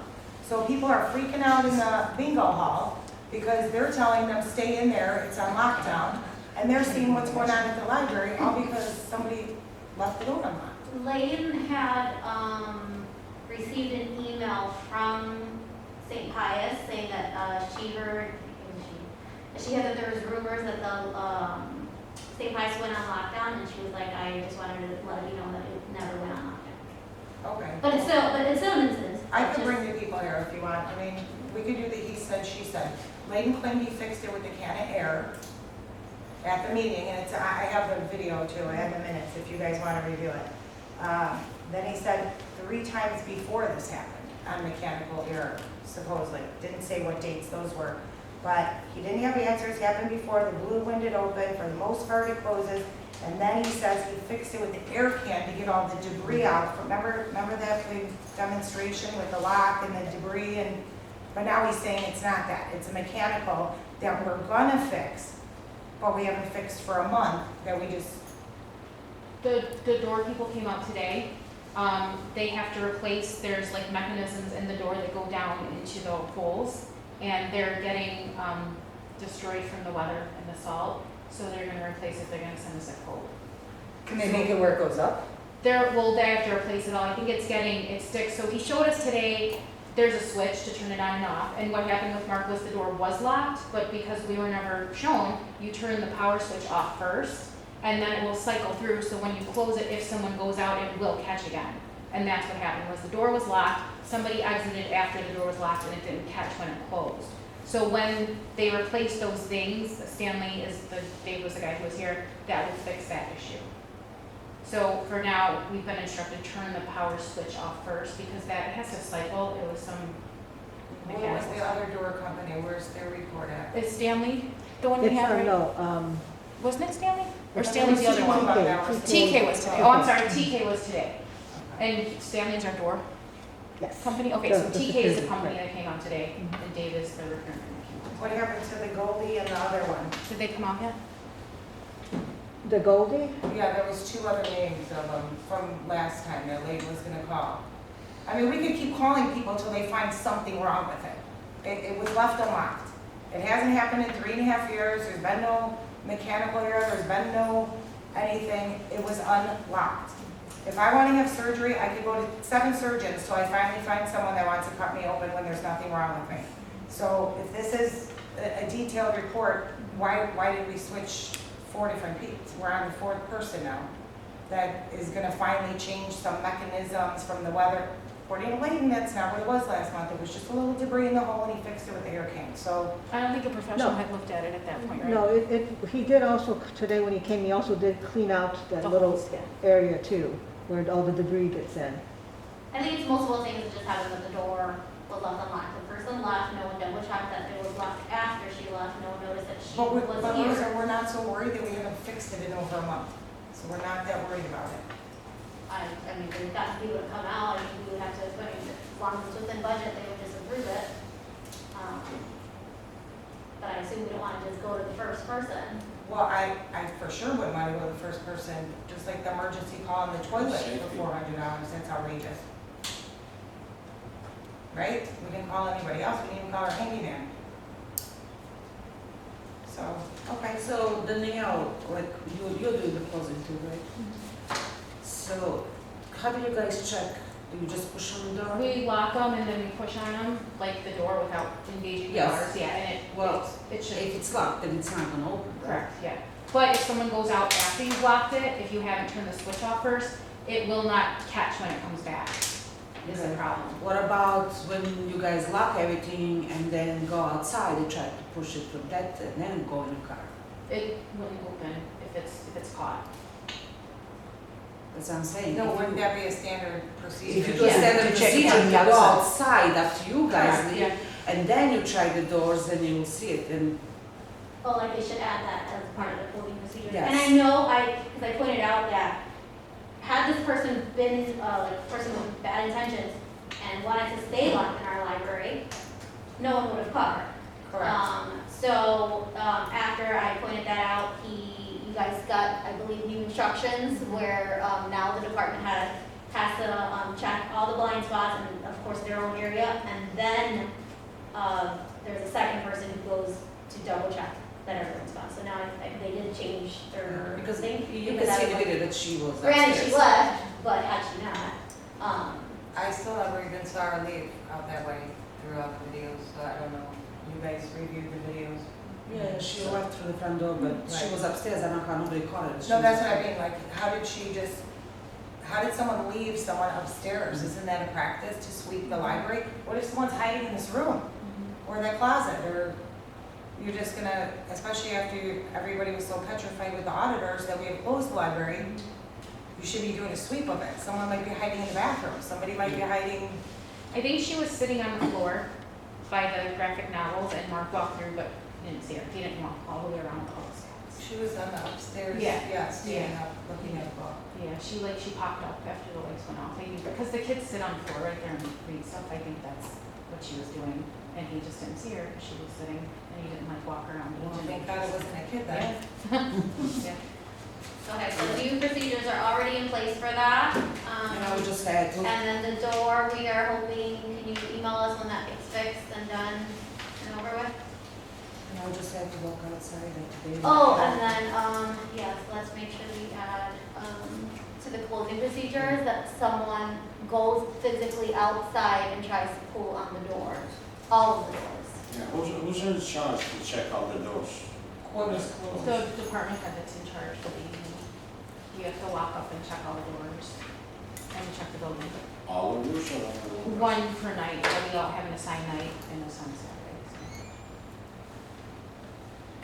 Okay, any other questions on the door incident? No. Okay, security camera review, so there is currently no cameras facing that front door. Lynn provided a sheet for us where it points out where all the cameras currently are. So I just know this was an issue because, we're asking for footage about the street door. There wasn't a specific one that faced the door. So is that something you guys want to change, leave everything as is, go up for quotes? I'm just wondering why we never have it on the door. How about a slip and fall down the stairs? I mean, we don't even know where the camera view is, because I don't like watching clips on YouTube. So there has to be a better way to send a video. But is there a way to show us where the cameras even are? I mean, if you're worried somebody could come walk in the front of the library, with a hoodie and a mask on and nobody would even notice? So yeah, so do we want to move existing cameras, or do we want to add additional cameras?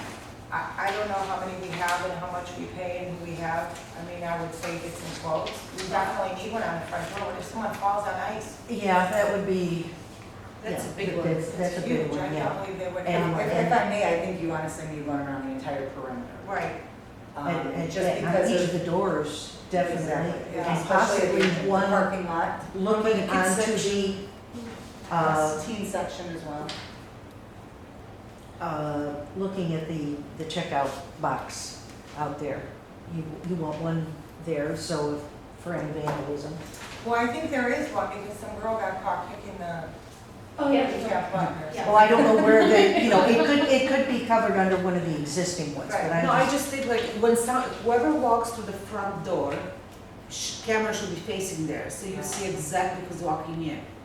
And if you have that, you're gonna have stairs as well. Okay, so this, we will instruct Leighton, to hopefully, by the next meeting, review what it would cost to add additional cameras so that all the doors are covered. I think we already have a parking lot. But just to review, Ticket section and the main one. well, in this one, We have it's that. just, he pointed out where the cameras are. Oak Park entrance has one facing the door. Oak It Park. does? Yeah, Okay, you can see people walking in there. okay. now, is that one down, so to speak, at eye level? Or is that high? It's in the, So, they're domes. is that, I mean, is this right that there's 18 cameras, or what is this, 18, 14? What is that? It sounds about right, I think there are. I think it's about 18 right. cameras, and you don't have About-ish. one on the front door? It might, I don't know who decided placement, I think it was the camera company, so it might just be a matter of moving Yeah, cameras to. Okay, I think we should get 3 quotes then. Get 3 See, quotes? yes. And are we under contract with these cameras, or we own them? that's a great question. I believe we're under contract with them. Okay, okay, so reach out to them to see just if they can just add additional and keep the stuff, or, so that'll be quote 1, and then the other 2 quotes are just all new cameras from the new company, Right, instead. yes, and so we could review them in September. Cool, okay. I would suggest you also take a look at the contract, if you're under contract with the Yeah. company already, take a look at the contract and see what sort of consultations, like security consultation services they may be providing under the contract. Because maybe they come back in and do another review of, you know, where the security cameras are and what the desire is of the board, which is to make sure that the perimeter as well as certain sensitive areas, you know, are secured.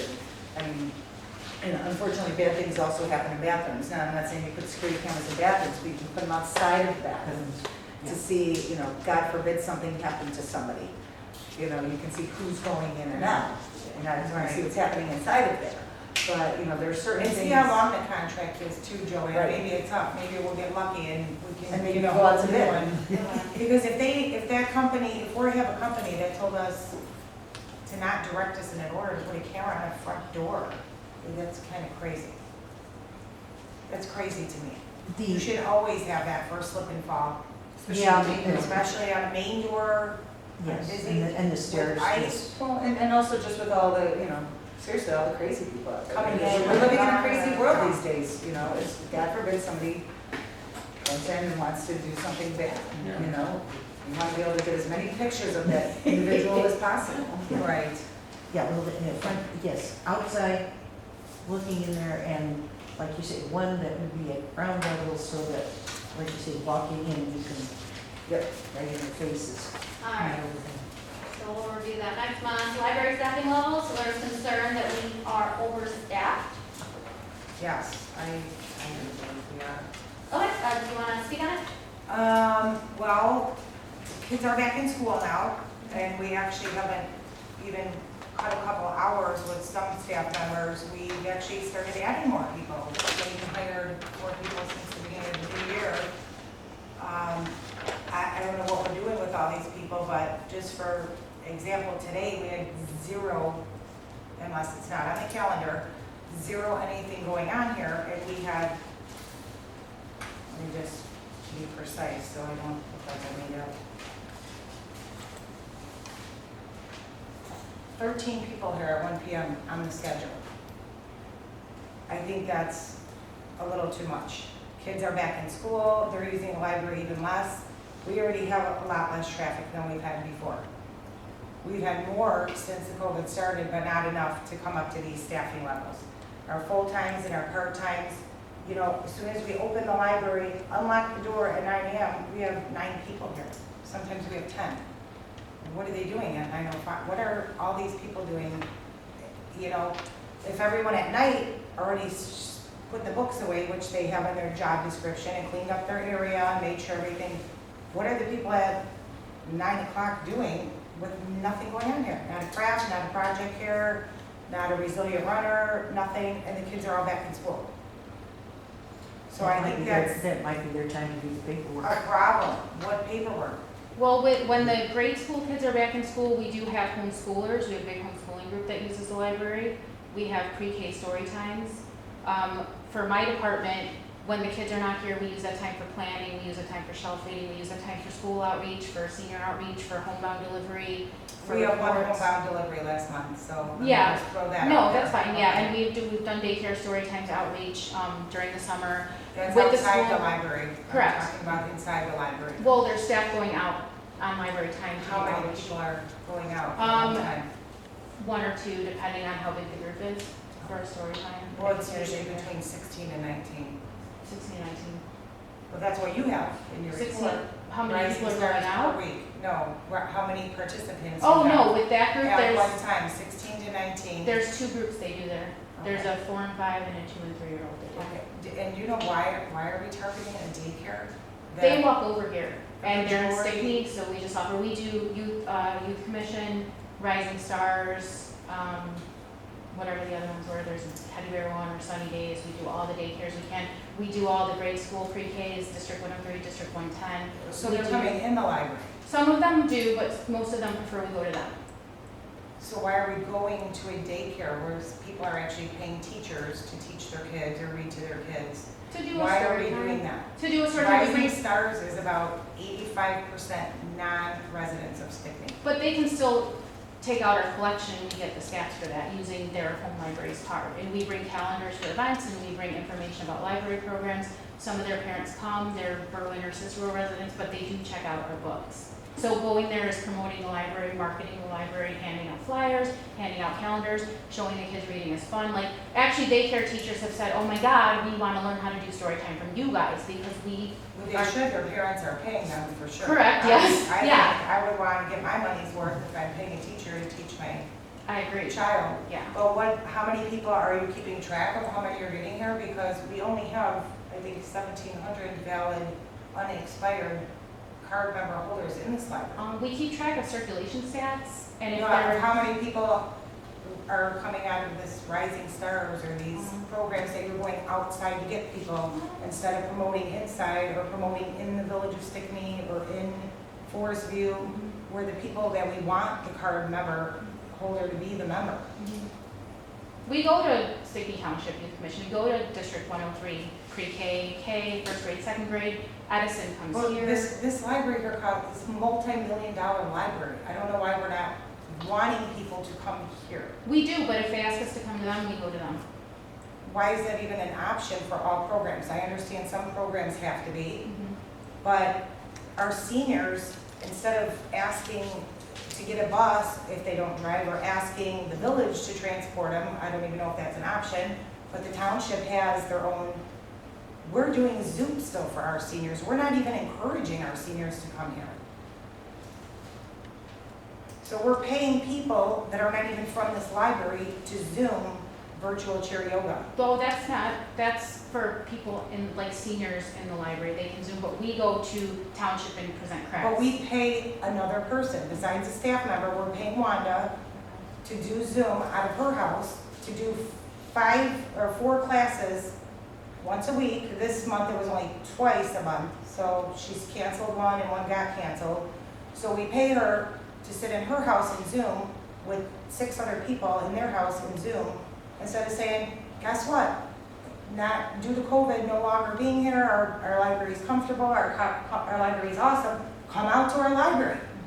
Come enjoy it, it's beautiful, it's remodeled, it's fun, we have new books, we have Zoom. Why can't Wanda do the class here? That's adult services program, I can definitely tell them they should have it here, because I think they have a lot of people interested, they might come here for it. I know Township was having yoga, I don't know if they were doing virtual or in person, but yeah. But even Central Stickney knows that they belong to our library. Correct. And now they're trying to twist it around to make their own library there with our staff. I think there was miscommunication, and it's been cleared up, they did think it was a satellite library, but they understand now there are dedicated rooms. Because before we were using this big open room to try to do kids programs, and it's not very conducive to kids programming, so now we have our own room where we can present a weekly story time, or a family So now you program. have more than one room there? There's an adult room and a children's room, correct. It was this big open So room. you know when you and I were in the meeting with Layton, he said there was one room and it was just gonna be probably once a week, and that's all we were gonna do. And now according to, I think it was in Danielle's report. It's in your mine. report, Danielle? Yeah. I think how we'll many be up to programs at least we're like 13 times a month over there. doing. Maybe if we do 2 to 3 a week, yeah. What's wrong with that, though? But we're like building a satellite library. Why aren't we inviting them to this beautiful library that we built? All the taxpayers paid for this library. They can't always get here. We talked about yesterday, they can't always get here. But if they wanna come, they make a way. If people wanna use our library, they find a way. The residents of Stickney, a lot of them don't drive, they find a way. Or you offer a way, and I'm sorry to interrupt, but or you offer a way for them to be a part of it, like a virtual satellite library. I think that's wonderful that you're offering your services to people that don't feel comfortable and don't feel inclusive in environments where they don't wanna. I mean, I don't see anything wrong with going to these places, going to daycares and offering services to underprivileged kids that don't necessarily get to come here with their parents. The library comes to them, they don't get to, their parents are working, like there's a lot of circumstances that are happening in day-to-day lives where not everybody can come here on a regular day-to-day basis and take part in it, and the fact that the library is offering us to go to them, or you to go to them, is wonderful. And I don't think that should be like, I don't think it's a bad thing. A negative Every month thing that at all. goes by, if I haven't seen you here before, welcome. But every month that goes by, we're doing more stuff outside of our library. That's not why the taxpayers paid their money to build this beautiful library and remodel and make a gorgeous tween section and a teen section and a children's section and have crafts down here and make little slime jars. We didn't do that so that we can hire our staff, pay with the tax dollars, and then send them out somewhere else.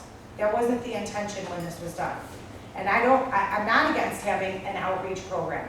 But when we first came up with it, if Lou Viverito wants to build his own ginormous library, and he has the space, by all means he should. Because we built ours right here and we remodeled it. The previous director got the funds for it, even when we didn't have them, she raised funds. We raised the taxes, it went on a referendum, everybody said okay, because we want this beautiful library. Well, let's utilize it now. I'm not against going to anything, I just don't know exactly why a daycare that a parent is paying for, that's paying a teacher to teach their child, where our benefit is coming from by zeroing in on them to come to our library. If they live in Chicago, Joliet, Cicero, Berwyn, this is a Stickney-Forest view, including Central Stickney Library. This is not a Chicago library. Those places have their own libraries, and they by all means should use their own. well, I'm Because the those are impression that probably those beautiful daycares also. are in Stickney, are they not all? It's on 39th Street in Stickney. So they are correct. all in Stickney, but families from outside the towns can use those. So, but the daycares are majority- located in Stickney, is that? The daycare is located in Stickney, but 85% of them are not Stickney residents, or Forest View, or Stickney Township. They come from Cicero, Chicago, Joliet. I've already been in touch with the woman over there. But it is in Stickney. It is in Stickney, correct, but the parents, when they pick up their kids or drop them off, and starting at 6 weeks old, they do take babies. I don't know if anybody has any, but when they're picking up and dropping off their kid at 6 weeks old, they're not saying, let's rush over to Stickney-Forest View Library because a teacher came and read story time. I'm not against doing other outreach programs for our residents that can't make it here from Central Stickney or what's next? Are we gonna start going to Cicero and Berwyn and try to get in their daycares and their things? Let's mind our business for our community here that our taxpayers already paid for. That's my opinion. Everyone's opinion's not wrong, and if anyone has another opinion, I appreciate your opinion, and I don't mind doing outreach programs, but every month it's more and more. We're going outside the library more and more instead of making them come here. Prior to COVID, that's what we did. We did a lot of outreach, we do a lot of in-house. There's a lot of different schools and teaching facilities that invite us, and when someone invites you in the library, don't say no. Like, we want to go out there, we want to promote the library. It's cool, they like get excited. Like, we saw you at our school, like daycare kids will come in from writing stores. We could keep track, like when We people. have homeschool, and Yeah. medicine school, how often are we going there? I don't see Every it on month, the, it started actually. I don't see it on the schedule, it's just starting. That's But in-house how stuff, often are yeah. we going there? We go, we take turns with the schools because we have to do SAS, home, and Edison. So we go once a month to each pre-K and kindergarten class in each of the schools and do story time. So that's something that we want to add, like in future agendas, hey, in these graphs and documents that we get, how many outreaches did we do, and then how many in-house programs did we do? We can definitely ask them to start keeping track of that. It's color coded. I can include also a calendar that has all of our outreach every month too. Because the calendar you have is all of our in-house programming. That is not senior outreach, that is not daycares, that is not schools, that's not homebound. So we can include for you like a separate I calendar. understand you're going to school, that's great, I Yes. understand, but the daycares, Well, don't forget, with today's library systems, there's reciprocal borrowing. So, and libraries are public, so anybody can come in and use the library. Can't always check out the books if you don't have a card, but that's there. And part of our mission as a library is to encourage the love of reading. And even if these are not our citizens, these children, they are being exposed to books. Yes. And it starts then. And even if they don't come to our library, if they go to their local library, they've been exposed to the books. They've been encouraged. And that's part of our mission as a library. And because these commercial entities are in our community, it's community coziness, that's the term I want to use. That, you know, we're all in this community together as far as businesses and what have you. So, So the point of this discussion is for library staffing levels, so I think, your concern was that we're overstaffed. Your Yes. points are that we do a lot of outreach, both in-house and outside of the library. Also to point out that, is there a reason, there's a reason, right, that why we have a certain amount of people as library? Correct, because we have to cover, in my department, we have to keep an eye on youth and teen. We have programs that are going on, outreach that is going on, tasks that require off-desk time, like pick lists, shelf reading, planning programs, creating flyers, And I know the, processing books, like Ken processes books for youth. So there's things that are required, that need concentration. Yeah. The newsletter, I cannot sit at a desk and do the newsletter. I will make so many mistakes that I can't. So there's just things we need. Like, that's why people are here that you might not necessarily see on the floor, because they are doing something that requires concentration in an office space. You But guys I- mind if I interrupt you quickly, thanks for allowing that? It's okay. There are a couple things to keep in mind. Library staffing levels, as long as you're in line with Illinois state guidelines, in order to get the grants that this library gets, I find that whatever that level needs to be. But part of the growth of this library was because of the grants. There was a very aggressive grant writing program, and I hope is continued. Yes. But I'm Central Stickney. My mom's on the first floor. I bought a 2-unit specifically because wherever I go, my mom goes. She hasn't been to the library since COVID. We're at a very unique time in our history. And it doesn't require, it shouldn't require insulation. We should be, in my opinion, renting more. SAWS is at a really crucial point right now, which is specifically why I'm here. Years ago, I was part of their PTA, but their PTA just disbanded. It's a small community, SAWS, and COVID affected it much differently. We just lost one of Central Stickney's matrons, Rose Mamaro. Sorry. Oh, man. But she was a fixture in the senior community, and that has just served to make everybody a little bit more fearful. So I was actually coming, hoping to hear that there were going to be additional programs coming. So I can, my mom goes out very little, 76, 77 years old, whatever it is. But if I can get her to go to the clinic, it's a step in the right direction. She's not like one of those old ladies that you see that doesn't move around a lot. She's a healthy looking person, but COVID scared the hell out of her. So if she could see people she was used to seeing, Verna, Danielle, all of these people once in a while. Is she able to get on the Stickney Township bus to come enjoy our library? She drives, but Oh. she won't come to big public places. And a lot of the senior lunches, the COVID took more than a couple, but even that attendance is down. Seniors, by and large, are a skittish bunch. So I will always advocate for kids, always. I will always advocate for kids too. This is not what it's about. Right, you're building future users, not future users specifically of the Stickney-Forest Public Library, but to Marge's point, you're building future customers by way of making them readers. So that's what I was looking for. I don't know how SAS is gonna deal with not having a PTA. The school board is stretched thin. So I was actually hoping to hear that there was gonna be additional outreach to help recapture all of that momentum lost by COVID. So that's why they have to start doing more programs in the library. So everybody can find something to come here and participate, right? I mean, when you guys, I'm a big Central believer. Stickney, I'm a when big you believer. joined our library in 2009, you knew that you were joining this library and you were Yep. going to be coming in this library. Yep. So I don't understand why we had to put like a little part of the library now over there by you guys. There's no reason for it. Concentrate on here. We have 3,000 in this library. Put this, I want to see a lot of programs and we don't have them. Sure.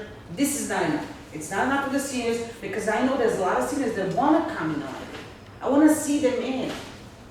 I want to see all kinds of programs for the kids. Tweens are there not so much, I think. We're building it, we're building You it. know, give them the games, they're gonna play it. But the little kids, they're like, the seniors wanna come out, they're sick of everything. I grew up in libraries, my kids grew up in this library. They go to their own libraries now because they're in school. That's the sort of community that they were raised in because of the library. Their friends who never would have come out here did come out here, and they're up and out and doing successful things now. I like to think that a lot of it had to do with the outreach that this library had at SAS. I'm not willing to write off kids who can't get a ride here, or seniors who are either too fearful to come out into a big public place, or don't have a way of getting here. So, That sounds like something maybe you could address with Mr. Viverito. Get on the bus. oh yeah, Get on the bus. they had a bus. Right. There was a bus. at This- one point, wasn't the there, bus from still the school exists. district? We were using the Park District bus to Park bring kids District. from the Okay. daycare prior to COVID, from the Park District in Central Stickney, but the township bus is off limits to us. We've asked and asked and asked and asked. But as residents, maybe they could ask and get somewhere that they want to come here because they go to the hairdresser, they go to Jewel over here, they go everywhere. So I don't know why Lou Viverito would be against it. Yeah. Maybe that's something at Central Stickney you guys need to address. Hey, my mom wants to get to the library. Where's the bus? Yeah, no. I've tried. Well, so here's our concerns with the library staffing levels. So, to Deb's point, she thinks that we're overstaffed, and then the other point is that we, do a lot of outreach, and so if we want to encourage more outreach, whether that's in the library or outside, I would say we have to keep our staff levels, and I understand that you're saying that there's still too many people on the floor.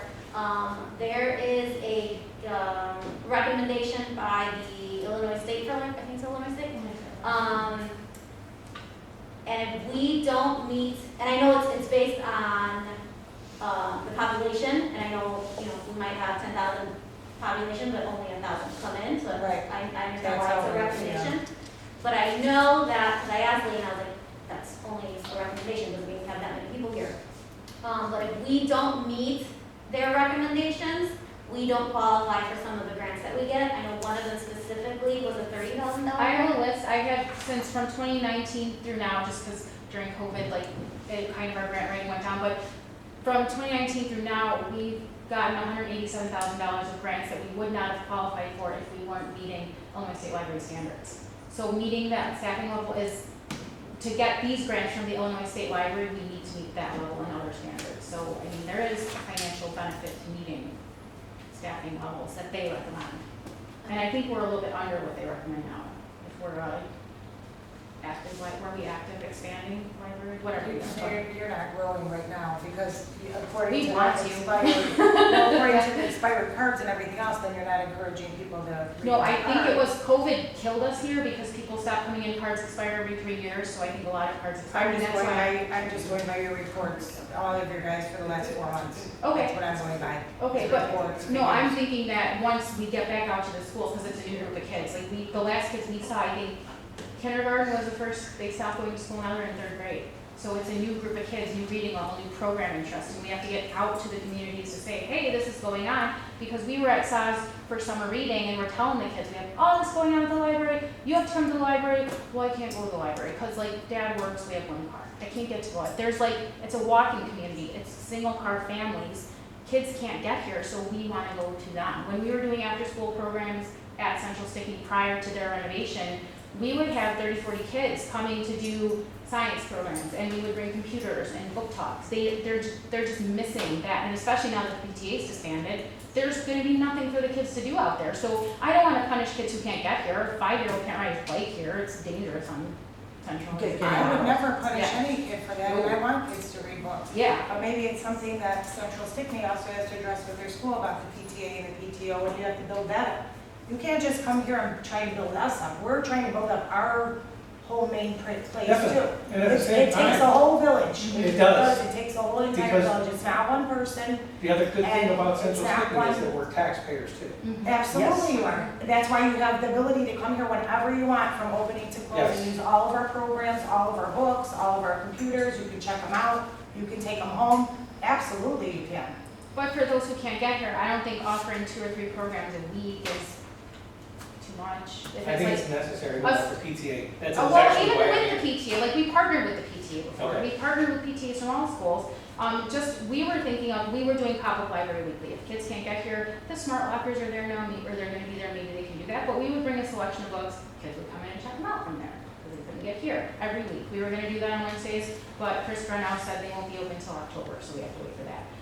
We were trying to do a morning story time there once a week for like moms who can't get here, like a morning pre-K story time on Fridays. An evening after school, right after school, 3:15, science or video games or something, just so the kids have something to do after school. And it promotes the library. And we bring books and we bring calendars, and then if you're in Central and you can get here, you can get here. But if you can't, you still get to benefit from the library you're paying taxes to. So that's how I feel an obligation to bring this. If you can't come to me, then it's our job to come to you. And 3 programs a week, I don't think, I mean, it's like 3 hours a week.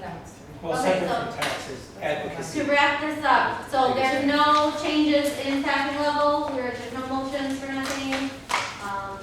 If you guys have concerns. Why did you say Not that? this time. Okay. Alright, so let's move on to trustee bylaws.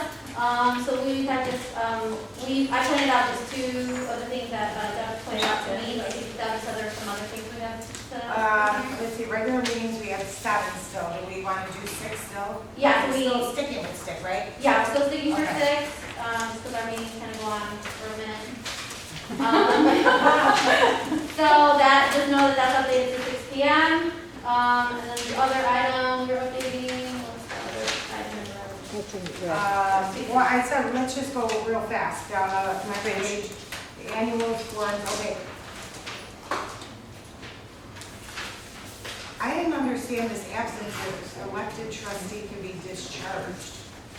How could you be discharged if you're elected? That's what I'm confused about. Because if you don't attend meetings, you're not performing your duty.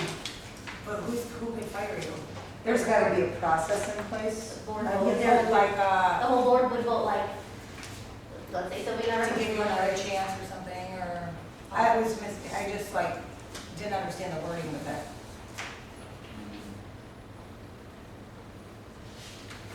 Which part are you on? 2.05 absent. Okay, okay, so I know we tell you guys to let me or Leighton know if you guys can't attend a meeting.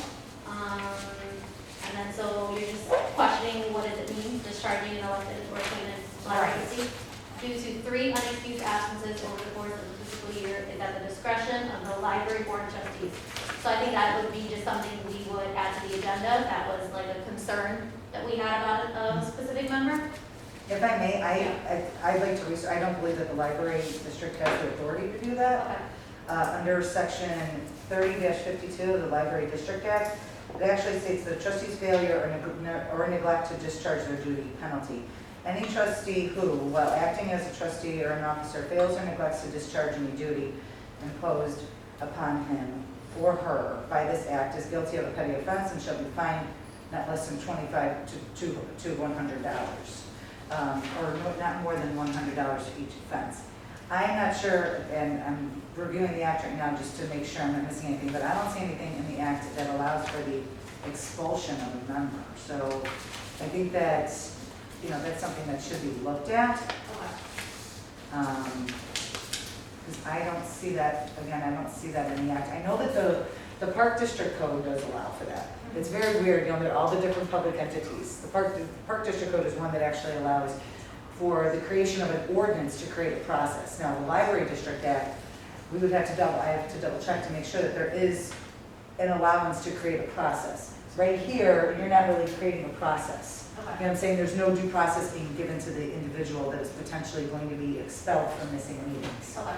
So there needs to be some level of due process, at least, even if it's allowed under the act. So I'm looking at the act right now, and I will keep reviewing and get back to you on what I find. Okay. But I do think that there needs to be some sort of process and some sort of hearing Okay. done. Otherwise, if you think about it this way, when somebody's elected, that's the will of the people. To remove somebody from elected office for missing meetings, the will of the people is to elect them to that office. Now, if that person is missing meetings, you don't know why they're missing meetings. Maybe they've been in the hospital for 3 months. And then all of a sudden, they've been in a coma. All of a sudden they wake up and now they want to come back to the meetings, and you've already taken action to expel them without giving them any sort of notification or due process. Okay. They should at least have an opportunity to come in and have a hearing and defend themselves against, that. Okay. And present witnesses, whether those witnesses be, So, but is Citizens it or- okay to just leave it at the discretion of the board, or? Can you look into that and then just let us Yes. know how can we update it so that we're in compliance with the whole fine thing and then getting. yeah, because I think that, the fine is really what I think you guys would probably just need to do. But again, I'm going to double check the act, because Okay. my quick perusal of the act is not showing any sort of authority for that. Cool. And I just don't want you guys to be in conflict with the Yeah. Library District Act. Thank you. Okay. Anything? Okay, so she's gonna do that. Okay, so the library board of trustees. According to this book that Leighton gave you to check out too with the trustee manual, Leighton, of course, is in charge of all the day-to-day, the programs, whatever he wants to do. But we are, according to that, we established the personnel policies, including the guidelines for the salary and benefits. And this also just came up because, remember when I asked about Ron, and they said, well, he didn't have a master's or he didn't have a bachelor's. We didn't know that because none of the personnel is run past us. So like the new people that he hired, we don't even know that they are hired. He doesn't come here and say, I hired another person, they have a master's, they have a bachelor's, we're not sure about that. Maybe somebody, like the last girl that worked in circulation, I think she only got hired at like $13 an hour. Maybe she deserves more. So that's where, according to this trustee manual, we would set the guidelines, like a beginning and an end of the salary and the benefits. So we would have the final approval of all the hiring and the firing. Plus, is anyone being background checked, do we know, Danielle? Nobody is? That's kind of scary in the library. We should be. That you would hire someone to work in a kids section or a tween section and not. Thank you guys for coming. Thank you for Thank you. Well, and not only that, there's also access to sensitive information. Okay. I would highly encourage that all employees be background checked and fingerprinted. Absolutely. I mean, did we, It's on- I'm trying to it's- think, did I? We didn't. No, trustees don't have to, that's not a qualification. But it's like creepy if you hire a pedophile or elect a pedophile or not even just a mass murderer. Yeah. But I think Okay, our yeah. library with kids. I think I don't get elected, but like for the school Did board, background checks. you in have to go highway. through a background check. Did You you can't have even other start working background until. checks? So what do we need to update No, here? I'm not sure. To I update that, thought we they need to did. establish the overall personnel policies and guidelines for salary and benefits. Where's she at? No, she's talking. And I would also, She's- as it Final relates approval of to, all It's the not in hiring here, of this is, the library employees. Like Layton would interview him, Layton would pick up, he would come here and present the people to us. Like say he needs to hire someone for, well, his old position. If he came with 2 or 3 candidates and we were able to hire him, if he only had one, we have the final approval of his hiring, that person. Do you want us to have a say in who he hires? No, well, he could go find them. But we would have the final say of if they're hired, if we want to hire them, once a background check possibly is done, or which department they're for, how much money. See, according to this trustee thing, we're supposed to set the guidelines for the salary and the benefits. So this poor girl that just started at $13 an hour, maybe as a board, he would have said, I need someone for circulation, and we could have said, well, let's give them $14 an hour, 15. or $15 an hour if we want to. I mean, you know, Sylvia likes to go back and forth, and we all go back and forth, and Marge also, about who's underpaid, who's overpaid. 13 is a little shitty, if I might say that, I think. Or no, or my, is that the page, Joe? Or, It's the. it's a circulation person or something? Clerk assistant or circular, I don't know who we just hired if she was a clerk assistant. So if I may real quick, just to make sure that the board is aware of a couple things. As it relates to the hiring of employees, you know, the board hires the administrator, correct? And this is under the code. The board is under 30-55.35. The board hires the administrator. However, the administrator does hire the employees, but it is subject to the approval of the board. So it's up to the board how it wants to administer that.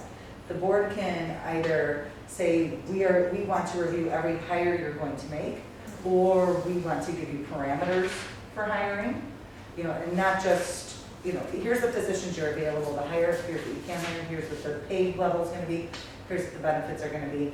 All employees have to go through a background check and let the executive director make the ultimate decision as to who to hire. Or the board can say, no, we want the ultimate decision as to who to hire.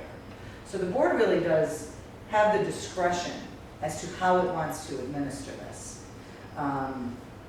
So really, I mean, if the board wants to delegate the authority to decide who to hire, they certainly can. If the board wants to retain that authority and say, we're going to tell you who to hire, or we're going to at least have final approval on who you want to hire, where he would come with a recommendation, you know, to hire John Johnson or Jennifer Jones, then the board could approve that. Well, I think we definitely should have the final approval, and we should also, you know, if the programs pick up and things pick up, and we all of a sudden say, Layton, I stopped in the library, it's packed in there, you better grab 2 more people off the street and hire them. Please put that up into the air that people are.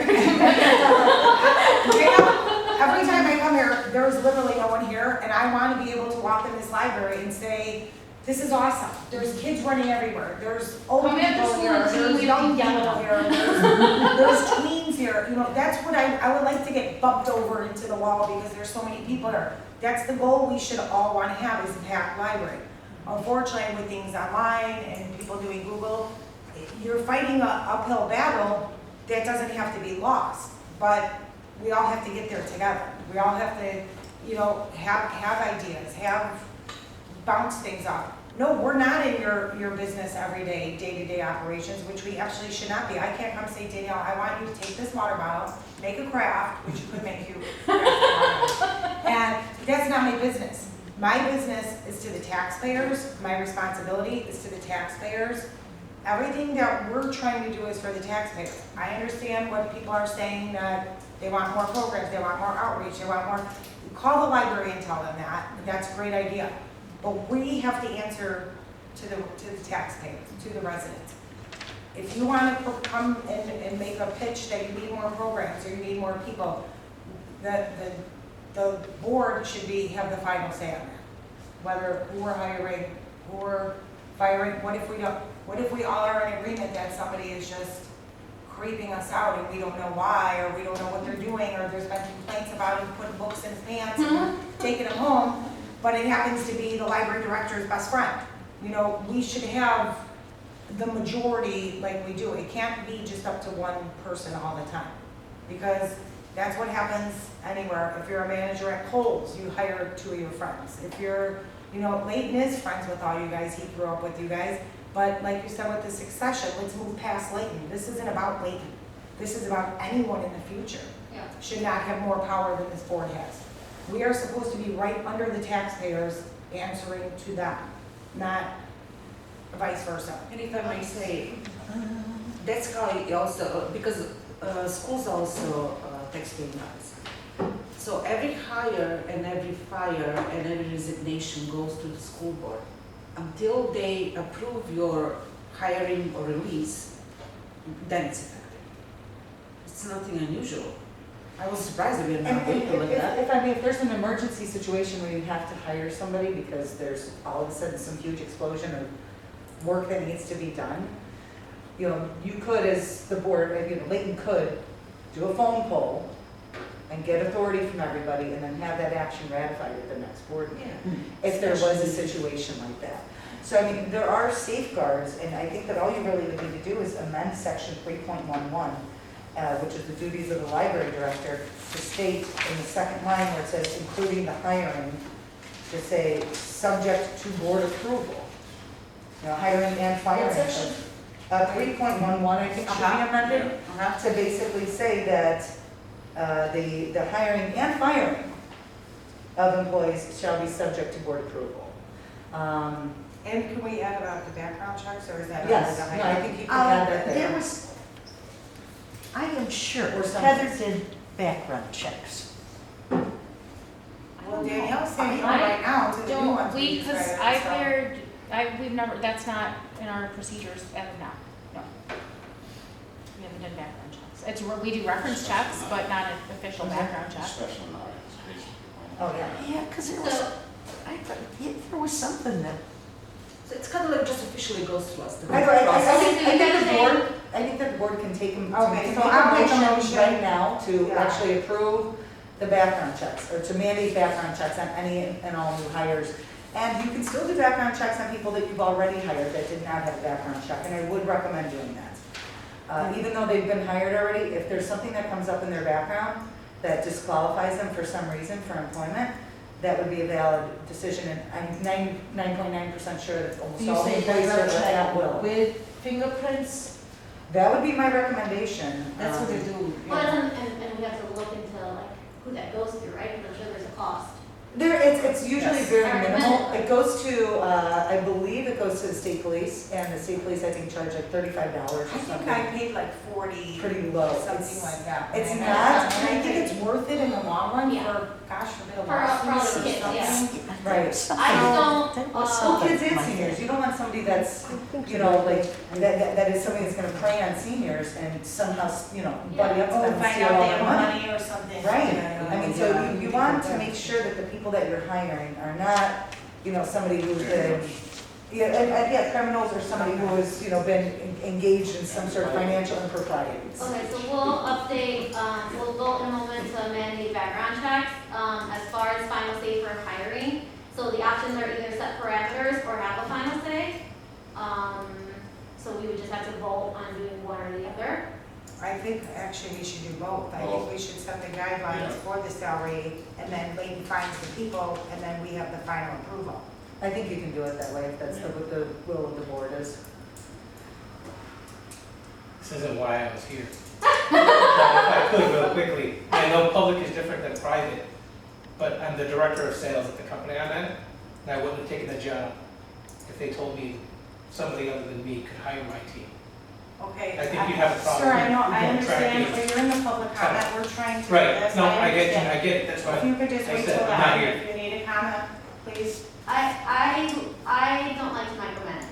Right. I don't think this is micromanaging. we're not micromanaging anything. We're not telling him, we're giving him a parameter of his salaries, what he can start and finish Yes, I with. think we should do I parameters. think that we should be able to do, that we should have the final approval of all hiring and firing. I don't think the next library director or down the road should have more power than this board. But I would think that we would hire it's our job to hire a director to do their job. And so if he's not firing someone who needs to be fired, and if he's not hiring the right people, then we need to do something to address him. And I just don't wanna have to micromanage someone, because we're all volunteers. We're not getting paid, this is not our job. Right. We're not, this isn't we've got a lot of emails lately, and for a volunteer job, this is a lot of work. So I personally don't want to micromanage. I do want to set parameters, but I don't want the final say on who we can fire and who we can hire. We don't have to work We with just these accept people, his we don't have to work with recommendation, these that's what people it is. day by day. But we could reject it, which The- does have the final say. The director does. So I'm sorry, I missed the beginning, Marge. I'm Okay. sorry. we don't work with the library employees day after day. Correct. The director does. So he knows who's going to fit. We don't. The director can tell us that there are problems with an employee, and then we can encourage, tell him, yes, go ahead and fire him, or her, whatever the case may be. But I don't think we're getting micromanaging if we start saying who to hire and who to fire. To have the ultimate decision for it. I do think we should set parameters, the pay scale and, whatever parameters are put in place, but I don't want the final say. Like, if he wants to hire or fire somebody, that's his business. Okay, but just say for instance, he wants to wake up tomorrow and hire 75 people. We don't have the final We would say. do of it. parameters, but I don't want the final say of you can hire John but not Karen. Oh, no, that's not what I was insinuating. I'm insinuating, he could come to us and say, I have these 3 people that are very qualified, but this wants $10 more, but they have, exceeds our salary, unless he wants to come here and pitch it. All the hiring should be our final, or the hiring or the firing. But I also think we should have to have the final approval of him hiring people, because he's been just hiring people without telling us, without us knowing. We just open up the schedule and now you see 19 people on there. Okay, he hasn't hired beyond, Like the approved positions, the the existing, existing. the existing positions. That doesn't mean it's right though. That doesn't mean it's the right way. He's basing this on a recommendation level of 11,000 something people, which we know is, Well, he knows if it takes 10 people to run the library, he's gotta have 10 people here. Lions Library is running on 9 people right now.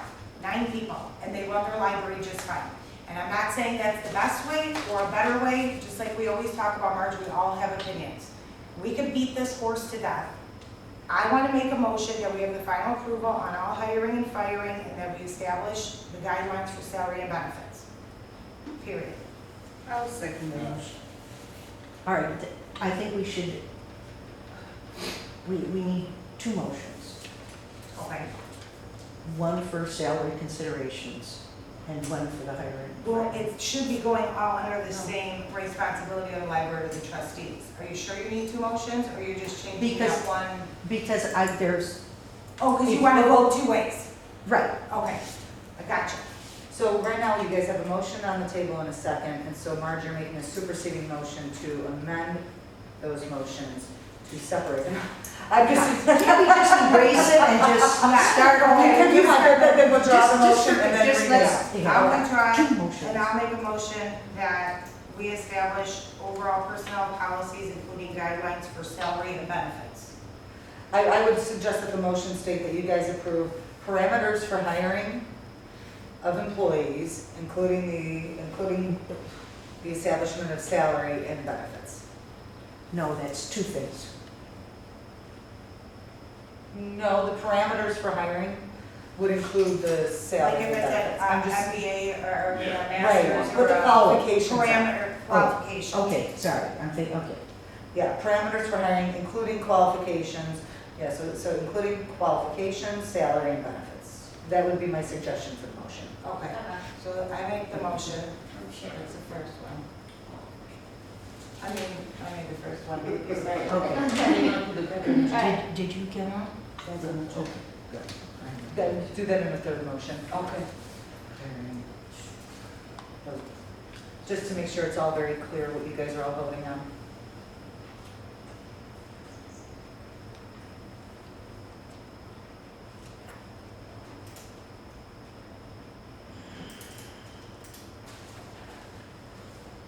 Now, when you're talking about salary, you're talking about salary ranges for particular, Well, I think we would have to know what position, if Layton's looking for a circulation desk person, or if Layton's looking for or Danielle's looking for a youth person. We would have to come up with a schedule, like, I think, $13 to $15, $15 to $20. Yeah, I Either did that or between you hours can and stuff like that. I did that, or if like, if for instance, so you can either come up with okay, a well, that's what I'm salary saying, schedule. we're not saying we're going to determine what No. the salary is, but the salary for this Guidelines position for ranges. Right. Okay, Yeah. So if I may, you guys can do it that way, and, you can also, whenever Layton or whoever the executive director is, needs to make a hire, that they make a request to the board to proceed with the hire. That's Right, another- before he starts looking for 10 Right, people. right, just, or at least, maybe He not should make a just come to request, the or board just meeting and say, inform. I'm busy, or Danielle needs Inform to the know. board. inform, Can I move because them? again, Yeah, you if guys he's only meet hiring once a month, so. somebody that is a new position, then that's something that he can request and show a need for. If he is filling an existing position, I don't think he needs to come to us. He can start looking because that position has to be filled. Like if somebody leaves? Right. Okay. But it depends on, like, if Danielle leaves, obviously someone's not gonna fill her spot at her same salary and her same benefits, because you've been here so many years. Oh, right, You just mean the position itself. right. That, but what I'm saying is, Because that was done with his position. He filled it out with his right, acting salary. but what I'm saying That's is, wrong. he doesn't have to, I don't think he should have to come to the director doesn't have to come to us and say, oh, I need somebody for this position, when it is a position that already exists. No, And he can has to be just filled say, in. this position is available now, so I'm gonna start Well, going. he can start the looking process. for it as soon as the other person leaves, and then, of course, he will tell us at He needs a to board tell us. meeting that he is looking for So something. that's just notification of telling us. Yes. It's Correct. just notification. So just to play devil's advocate, Yeah. that's what I have to do. I always have to think of every contingency, and I'm hearing everything that's going on here at the board. I'm not sure that, I'm worried that this doesn't fully solve the concern, because, and the concern that I think some of the board members have is that there's hiring happening and there's overstaffing, and, we have this, obviously, the staffing level concern. So I think part of it has to do with figuring out what exactly, and I understand there's minimum staffing as it relates to what the IPLRA is recommending, and then there's a minimum staffing as to how many people do you need to run the library. So I think that this board needs to figure out how many people you need to run the library and how many you desire to employ to meet that IPLRA requirement. See what I'm saying? So, I don't think that's for this meeting, though. Okay. I Okay. think we're just trying to get the rules for the bylaws updated, Okay. and when we have to move on with that, because this is gonna be a discussion when Layton's here, because I would like to speak to Layton, because you and I and Layton had that conversation with the recommendations, with the highlighting. I think we both were stunned that we had to go based on 11,000. I'd like to look at that information, obviously not tonight, we haven't even gone on to the beginning of the business. I'm with you in my pants until we get done with this part. Okay, so the bylaws just getting updated, So you got a motion on the table right the now to motion approve is the to parameters. establish overall qualifications and personnel policies with guidelines and salary benefits. That was the motion. And I will second the motion. Sam already second. Yes, Sam seconded. Sam seconded. Seconded. Okay. Okay, as long as he. Take vote. So I think he's gonna take the role. Okay, Sam, Yes. Debbie, Yes. Natasha, Yes. Marge, no, Rosa, Yes. Oh, I got the one, that was the one you wanted. I thought you Correct. just wanted a note to the other one. I could be mistaken. If you want to know to both, I- then say no to let's- both. Okay, that's yeah, cool. yeah, no, it's Okay. good, it's good, yes, Okay, It's and a big deal then on the that. second motion, or the second? The second motion is to have a final approval of all hiring and firing of library employees for the Board of Trustees.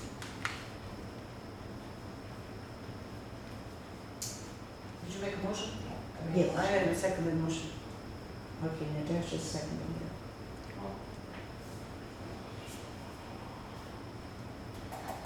Oh my God, I should have never drank that water. Okay, You don't have to. Okay, vote. all right. Sam, Yes. Debbie, Yes. Natasha, Yes. Marge, no, No. Rosa, no. Okay, can we make another motion for the background checks? Yes. Are you okay with that? Oh, yeah. Okay. And Now, are we I'm doing, sure we had done it, maybe if there's one in someone's personnel file, they It should be in should- a file if it's If done. somebody quits right away, we'll know they don't want it done, so I- that I- just weed them out. I shouldn't say, and If say it's Leighton done hasn't done it because he came on and knew nothing about being a director, Could be. but I am sure But it that should be Heather done. did something. If it's nothing No, else- don't get me wrong. I'm just Okay. saying, I make it's a a question motion, whether it's ever done. just a piece of clarification for the motion. Yeah. Are you guys looking to do it on all new hires, or all new hires and existing employees that have not had a background check? I think we should Okay. just spend the Okay. money and do everybody, Okay. right? Just go to the police station and do it. Gotta be safe. I make a motion that we require background checks on all old and new hired Second. employees, whatever you want to call them.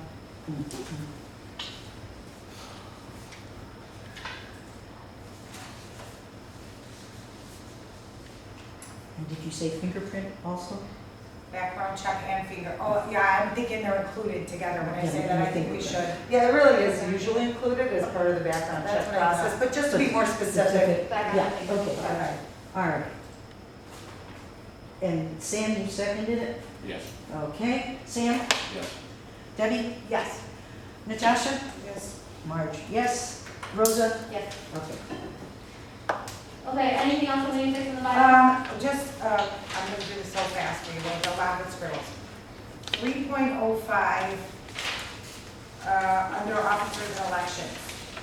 Can we also put in there, first of all, the vice president's not listed.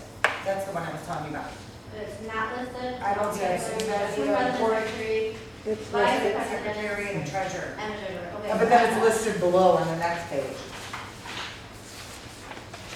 Yeah, it should be listed. Oh, Yes, it yeah, should kind of, be but listed doesn't there. have officers and elections. Okay, got it. And can we also, because I saw it under the secretary's duties, was if we do elect by voice or ballot. In case someone feels awkward.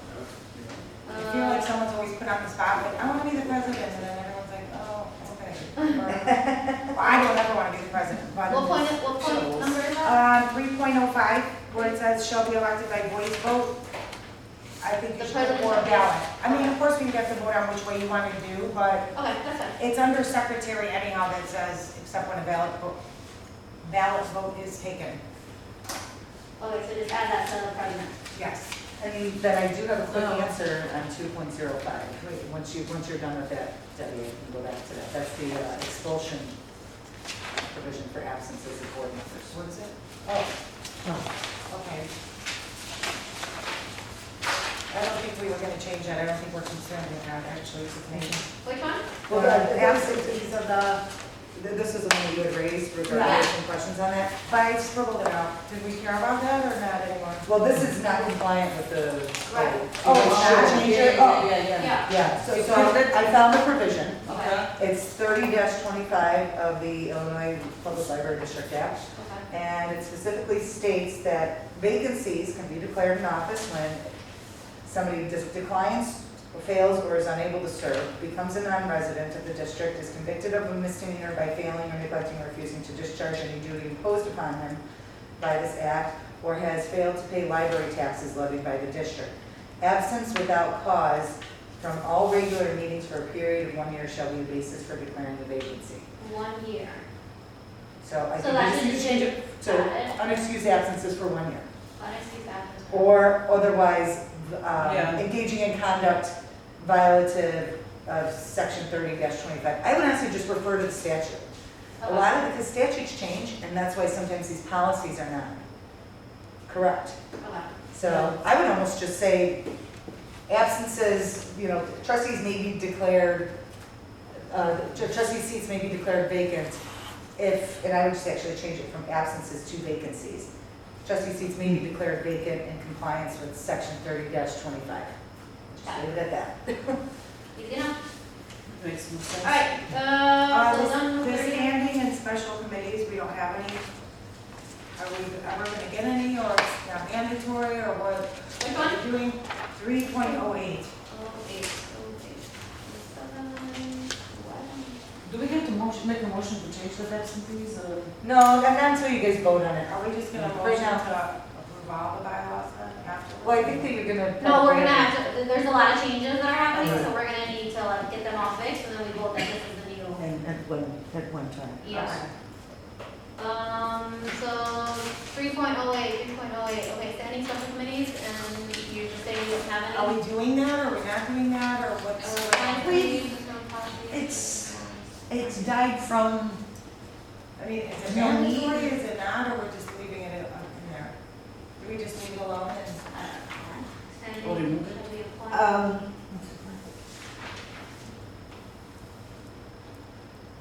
Special committees may be appointed by the president and president report. I thought a special committee, like if I thought that John Doe was doing, bad things, then I could appoint you two to investigate it. Like, isn't that the point of a special committee? Special committees are for anything. Like, say you guys decided that you wanted to. Doesn't say special committee. Yeah, we have special committee reports, and there's always none, because we don't have special committees. So special, well, back to the question of like what a special committee does, it's really whatever you guys assign them to do. So for instance, if you guys wanted to do a special committee to see how else this room could be used, you could do a special committee on that. So it's not just like, I think what you're thinking of, Rose, is like a special prosecutor. Okay. And that's not really what that is, it's not per se. if but we it's- wanted to get like our summer kickoff, Okay. we We would would have do a a committee for special that. committee for that would get together and, Absolutely. and So like block party, or block Okay, party. so But, whenever, yeah. Just leave it, okay, just so leave just it. leave it for now. Leave it alone. Okay. Okay, leave it alone. Anything Okay, else? and then just under duties of the library, we have to add with final board approval after the hires of personnel in the second sentence.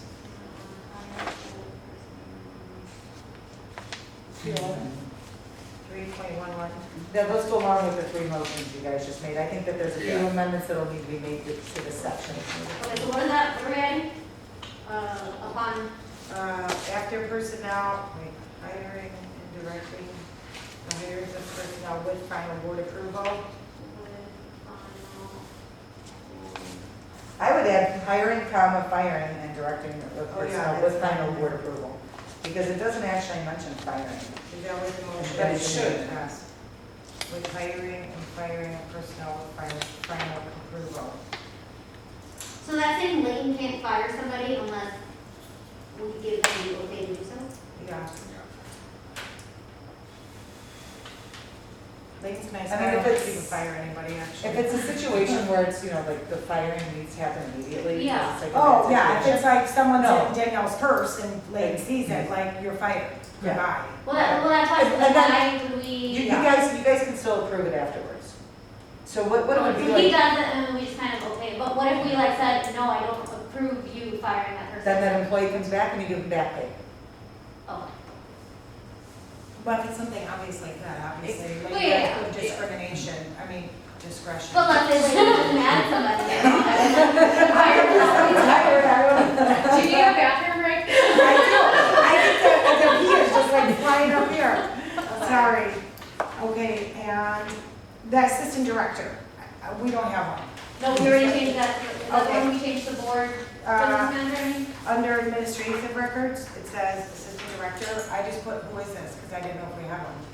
Staff Administrative. personnel. Oh, they put business It's, manager. yeah, it's in red already, business Oh. manager. I'm on a different page, okay.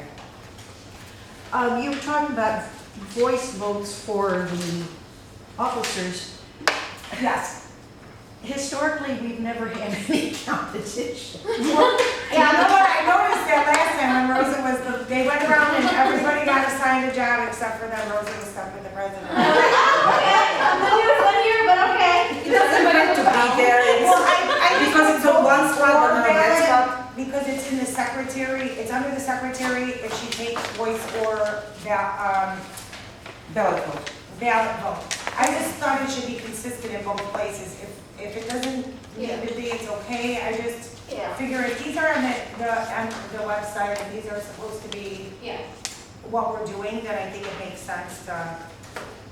The same way with vice president was on one spot, not on the other one. This is the same thing, it's on one spot. All right, so done with agenda, or new business, I mean? I Done with new business? think,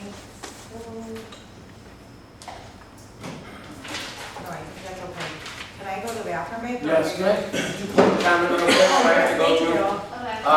Just so you guys all know, and just with my law enforcement experience, my investigative experience, maybe before you guys do something with the cameras, check with our detectives and see where they feel the best placement would be when they're investigating something inside the library. If it is a purse, if it is a slip and fall, if it is a break into a car, you know what I mean? Why put it up to the cameraman when the police are the ones who are doing the investigating?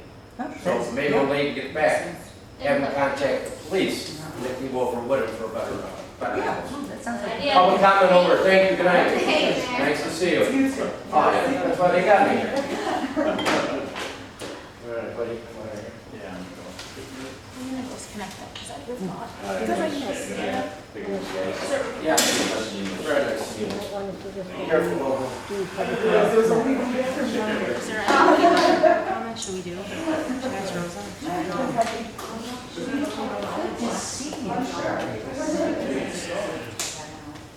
You don't, we're out of order anyway, Oh right? my God. Yeah. Can we go in the bathroom upstairs? I just saw the, No, but go with this upstairs. I saw the board game on the Yeah. porch with a grandson, and he looked as good as I've seen him look. Well, he's been, I think he's almost so deaf. Okay. And he's walking slow, but he's. Yeah. And so he's aged too. Well, that's gonna happen. Right. She and I have been in contact on Facebook. Oh, back and forth. She wholeheartedly agrees with most of my stances. Hey, good to see you.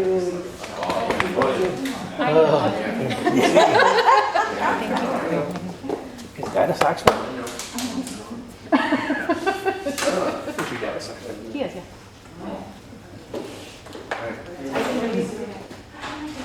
I know, when you look. They're just having veterinary, but I'll go do since we're out of order anyway. I'm gonna do public comment and turn my back, if you guys didn't wanna stay longer. You're welcome. Tell the fans hi. I actually, Yeah, if you want to place everyone's back, I'll do public comment then. You have anything else? Thank you. Yeah, I know this is a long meeting, so thank you guys for hanging out.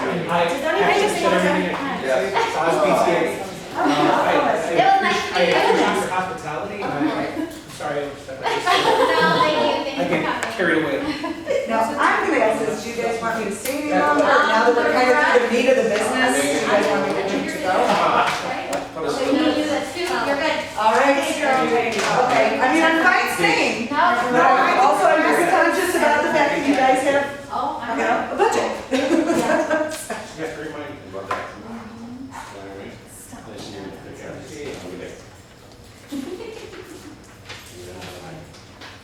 What about the dogs? Did you leave a note? I know, but did you leave a note, Ron? Didn't feed them, they're gonna get fed 3 times today. I forgot to put the note on the table. We have to put a note on the table after we feed the dogs, and whoever forgets, the next person comes home and feeds them, and the next time I leave, I'm like, you guys don't eat, no matter how much.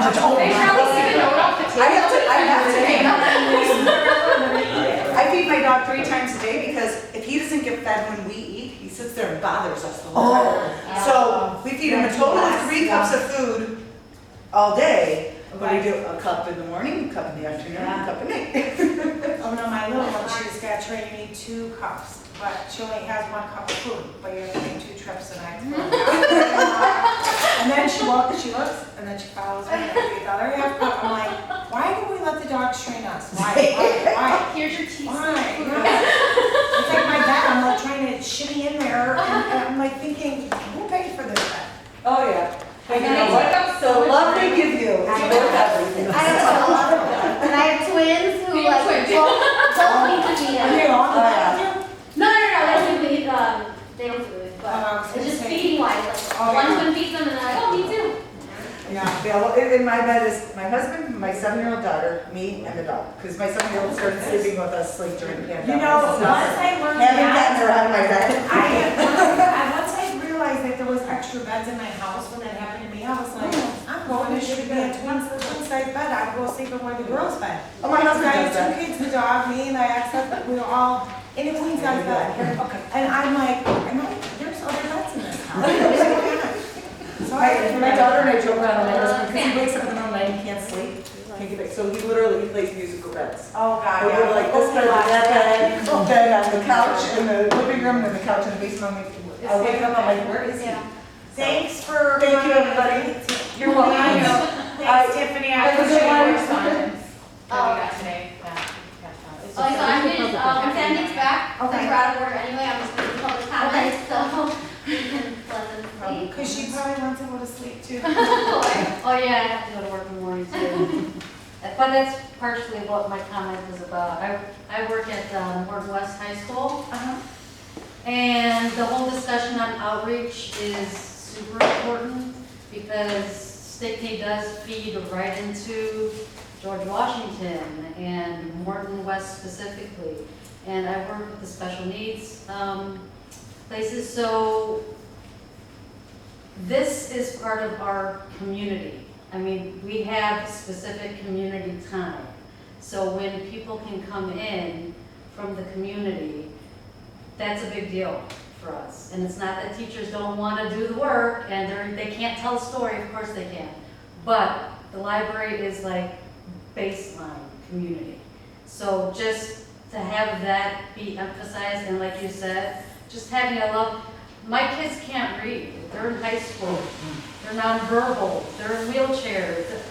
But just having the warmth and the love of a space like this, and to have people to be able to come out to our space and actually engage with our kids is a big deal. So outreach, 100%. Did they get rid of the library at Morton West? No, but we're, I guess what I'm saying is our kids, And she's talking about special needs Special kids. needs, Right. yeah. Well, I just would think they would cater them right on site if you're at the school. That's what I'm But just. that's not High the school- point. High school- That's high not the schools point. keep cutting classes, so now I'm thinking, oh my God, they cut the library out too because they No, cut sports. That's not they the cut- point. The point is that this is part of the community, okay? I mean, we have our own Morton community, okay? And we definitely go to our own library. But to have other faces and other ideas and other creativity and other, I mean, it's a big deal. It makes a difference, you know? So just to encourage you that, I mean, bravo. I know MTC comes here a lot. They do, we love You know, podcasts. and I love seeing when you guys post that MTC's been here. I'm like, that's awesome, because I've been in this community for 25 years. My kids were raised in this community. We've come to this library 2-3 times a week, ever since they were in strollers. I mean, a lot of staff know my family, you know? So, I mean, it makes a difference. It's a family, it's a community, and it's part of the community. And the fact that you guys do that kind of outreach, I feel is like super important, and it makes a difference. I truly believe it does. So apparently there was some miscommunication where Danielle thought I was saying I don't want outreach programs. It's not, you misunderstood what I said. I didn't say no outreach programs. What I said is, I don't want to I see. want to bring people into But I that want to see library. more outreach programs than in-house programs. I I get have it. the calendars I could show you. I get it, of but things we're that we're not. like he stated, we're in a different time now. People are not leaving their houses, maybe in another year. But they Maybe still it- have to leave their house to go to the satellite office. They still have to find a way to go to the central Stickney.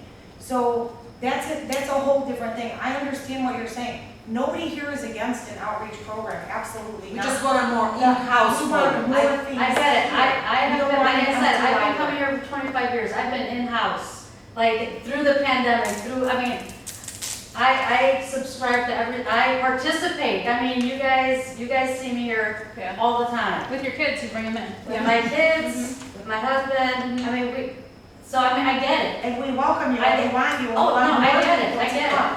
We don't want this to just be the place known as. But for all of now, our things it around. needs to be that though. It needs. Why? Why does it need to be Because that right we're now? in a place, we are in a state of culture.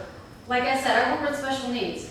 We have maybe 4 kids sometimes coming into class because the parents are scared of this still pandemic. Because they have health issues. They have, things that they can't control. So, I mean, it's hard. It's hard to get out of that mindset. Some people are I getting wish- out of this mindset. I Some wish- people want to come in. This is what you have to understand. A lot of people want to come Can in. I finish? Go ahead. Thank you. I wish that all of our kids could come back, but they can't because of their health needs. And the fact that you guys can come up, they trust, that the teachers are gonna be wearing a mask, or they trust that we're gonna be cleaning all the time. They can't trust that in a public facility like this. We have a relationship with them. So, I'm just saying, there are like certain pieces of the community that are unable to return just yet. We're not there yet. I mean, that's a reality. So the fact that you are doing outreach, great. Hopefully, in the long run, it's gonna bring them back. I mean, yeah, we had the full libraries. Back in the day, we participated in every single program because that's what, there were tons of kids here, tons of people. We're not at that point right now. And I don't think it's gonna happen in maybe the next year, hopefully, maybe the next 2 years. I don't know, we're just in a different place. So the fact that you're rolling with the times, I think is a good thing. But that was my first thing. The second thing is, you mentioned salaries being like $13, $15, that's not even competitive. You can work at McDonald's for, Ma'am, if you were at the $10. last 2 meetings, we also have people that make 33, 31, 27, 29. I was talking about competitive to our other employees. We're not hiring every person in this library makes $13 an hour, so don't no, mistake I'm yourself. not saying If that. you want I'm to go just saying- online and look at everyone's, you're more than welcome to look at everybody's salary. All you gotta do is type it in for Stickney-Forest Library. It's I know. it's part of the I- public. And I still think that even at the lowest end, 13 is not competitive. You heard what I said. That's exactly what I said, why we wanted to have control. I know, of the I think salaries. that's why I'm like 13 affirming is that. I'm affirming 13 that. is a little low for Yeah. somebody right now, especially when hopefully parents want to get their kids out of the house eventually by the time they turn 47 years old. Exactly. It's not And that's why I'm affirming that. Yes, I'm just I agree. stating And that I don't know why shitty. nobody wants to go to work Yeah. anymore, though, so you're everywhere. Walmart, Jewel, Yeah. doesn't make a difference. So I would like everyone to be competitive, but not people going from 30 to 35 for no reason. I mean, that's a little outrageous. Well, no, I wasn't suggesting 30, but I'm just saying 13 is like. Well, it's a teenager's job, and that's what it should be. McDonald's was never made to be a career. When you got a job at McDonald's, it was in high school to get a junky car that you could push home when it broke down and put $5 in, or $2 in gas. I get it, but when you then can get when paid they more want at McDonald's $30 at McDonald's than now. at your local Yeah. library, well then, Right. yeah, I agree. we wanna I have agree, that's good definitely. people and No, educated people. I agree. So I'm affirming what you're saying. Yes, I agree I 100%. totally, yeah, So hopefully, we'll change it. yeah, so that's just my 2 cents, just wanted to. Thank you for sticking with us. Yeah. through this long last meeting. Yeah. And we still got, now we're gonna watch Rosa go fast. Thank you so much for your opinion. Thank you for your comments. comments. And Of for course. appreciating that. Yes. You're welcome to stay, but You can stay, but you'll probably run out the door. First time in 25 years I've come to one of these board meetings. Well, we hope to see more often, they're not always this long, I promise. Yeah, they are. Yes, they are, those are fine. One day we'll be done. One day, Rosa, that's gonna be the goal, to be 20 minutes. I think our goal, March, let's start with 45 and go. we did have 45 one time, we did one time, 45. All right, Thank you very much, Thank you. thank you. okay. We like to chat. Alright, so let's go on to the consent agenda. Any items on the consent agenda? You know what, I apologize for myself. The consent agenda is, what are we taking? No, we're not doing that. Go ahead, Rosa, I'm not gonna interrupt you because I'm on the wrong page. Okay, Oh, no, we are, I am. Right, the regular minutes, were we approving the minutes from the previous meeting too? does that have to Put on like? here. Approval of It's July. It's on here, it's the June 22nd and We the July. rewrote them, and you rewrote them wrong again. And I apologize, I did not catch it till late this afternoon, because I was gonna email you, see if you could type it up again. So now it's not gonna be approved again, because you said we can't approve without the exception. But, again, under the salaries, now it says that I made a motion to revisit it. I gotta burn my mouth, sorry, that's gross. It says I made a motion to revisit it and table it till September 2022, but there was no motions. So I don't know if that got That was on the recorder. misplaced. It's on page 3 of the June minutes. Negotiation of FY Oh, 23 okay. salaries. It was supposed to just have the 3%, no vote, and leave it alone. Because then we did in July, tabling to January. To January. But here, it was typed up the Johnson motion to revisit it, which I didn't make any motion, till September. And everyone concurred, but that didn't happen. Okay, can you just double check that, Joanne, and then we'll just, Yeah, I looked at the video, like 2 days ago. Okay, Like, not this specifically, yeah. but I looked at the, maybe if I look at this one, with the I believe the video says you made the motion. That's why it's on here. I So, will review the video.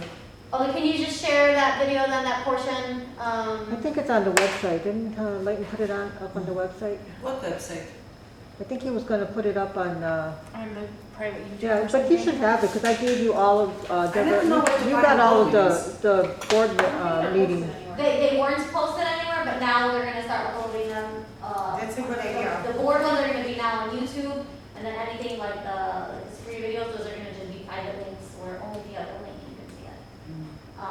But I think. Because if you see in the next board, it even says, we discussed that the salaries will be reassessed in January 2023. So I know I would not have made that motion because, I believe it's in the video, but I will re-listen Okay. to the video. Okay, cool, so then we'll just say, okay, so then, 'Cause approving. in that any- meeting, in this one, it was motion to table and revisit in September. Then the next meeting in July, In July, we brought up that we didn't table it, so And then we said we'll do it to for do it in January. January. But you're saying in the video it does say that we did table it, so let's just double check. Well, yeah, just, not really table, just revisit in September. but we're not revisiting it in September. Well, that July- was in June, but then in July, then you came back and said, no, let's revisit in January. But it says here, we discussed it, it doesn't say there was a motion or vote, right, unfinished business? Okay, so that's fine, let's just wait for the, let's review the video. Okay. What about July 27th. So July 27th is fine. Or is there a problem with July 27th? Well, July 27th isn't fine if we took a vote on doing it in January. You're saying we just discussed it according to the minutes. But it was motioned by Natasha and it was voted on. That's the meeting I watched. Because that's the meeting when Leighton said he cleaned the air can, would use the air can, and where Marge made the comment. This one, you guys must have either confused or something, but in this video, it says the trustees discussed the employee salaries will reassess in January 2023. Realistically, what happened in the video was it was a motion by Natasha, a second by, I couldn't see, because the camera was facing this way, and it was all voted on. So it wasn't just discussed, it was an actual vote. And I think, did I write down the time of it? You're talking it was an actual vote for the June or July? It was an actual vote for July. But Yes. in July's packet, it only says the trustees discussed. But it was a vote. But it was an actual motion and a roll call. Okay, so Sunday. I do know I remember we discussed in July that because we didn't vote on it in June, that's why we voted on it in July. Right. But then the papers right now just say that we voted on it in June and we voted again in July. Okay, so we'll double check. No, in June, we just voted no to 3%. Correct. But then it says I made a motion to table it till September. Table and revisit it or something. But this one in July says that we only discussed it, but when realistically, it was a vote. Okay, so we just gotta fix that, so we'll double check, we gotta fix. Yeah. I know the July one was for sure a vote, so it wasn't discussed, that one is a vote. The June Oh, one, I don't recall. Okay, here I have, written in my minutes, tabled the discussion on salaries until January 2003, Yes, with Natasha and Debbie doing the Natasha yeah, that one was a moving vote. and Diane. No, it's in July. And then in June. This is July. Do you have in June, did we I ever don't vote to have- table? I don't have anything there about, June, I don't think it was a vote, I think we had just said, which we can't do that. We had just said, hey, let's just revisit this in September, but we never but voted on it. here it says that I made a motion, Okay. so that has to be deleted out of there. Okay, The thing that when we discussed in July about June was, we actually said no to 3%, motion, second, roll call, and it should have died right there. Because nobody made the motion to table it till September. So it should have just been redone and died right there, but then somebody typed in my name there, that I made a motion to table it and revisit it in September, which I know I didn't. Yes, I'll But look then at the tape, this, yeah, so but it this does say, July needs to be changed again. after to you the vote, actual after they voted, she did say, let's And also, I revisit. wanted to know, since we're putting in here discussions, what the trustees discuss, why isn't the discussion regarding the door incident anywhere in these minutes? okay, so we'll add that. Door incident, and that's for July, right? Yes. Okay, cool, done. Okay, so that's done. Well, it's because it wasn't So in we're the not on gonna the approve agenda. them, so we're not Oh. gonna. Oh, but it okay. wasn't in the agenda, Agenda. so we can't Yeah, so that's what's Put in it it my wasn't on the minutes. agenda, so it wasn't a formal discussion. formal, yes, it was an FYI. Wait, what? If it's not on the agenda, technically we're not supposed to like really speak on it. So I think that's why she's not put that we discussed the door incident, and that's why we put it for this meeting. That would be like part of his report. Right, Kind it of says thing. director's report accepted as presented, and that's when I discussed. His report is on the agenda, and I discussed that incident. The second his report was finished, I said, you don't have anything else on your report. That should, where it should be listed under there, that the trustees discussed under Layton's direction. Okay, is It that, should be mentioned, it was a very important thing, and it was a very lengthy discussion. And in going back into the minutes, we should be able to see where that started a discussion, okay, in my opinion. If my opinion's wrong, I don't know, but I'm just, things that are being referenced that are important, I think should be in the minutes. Just because you're not voting on it, that's why you have something like this, the trustees discussed. Or put it under unfinished business if you want, but we had a lengthy conversation about that, discussion about it. okay, so add discussion, so we're not gonna be approving the June or July minutes. Anything else you wanted to, add before we move on from that? No, I don't think so.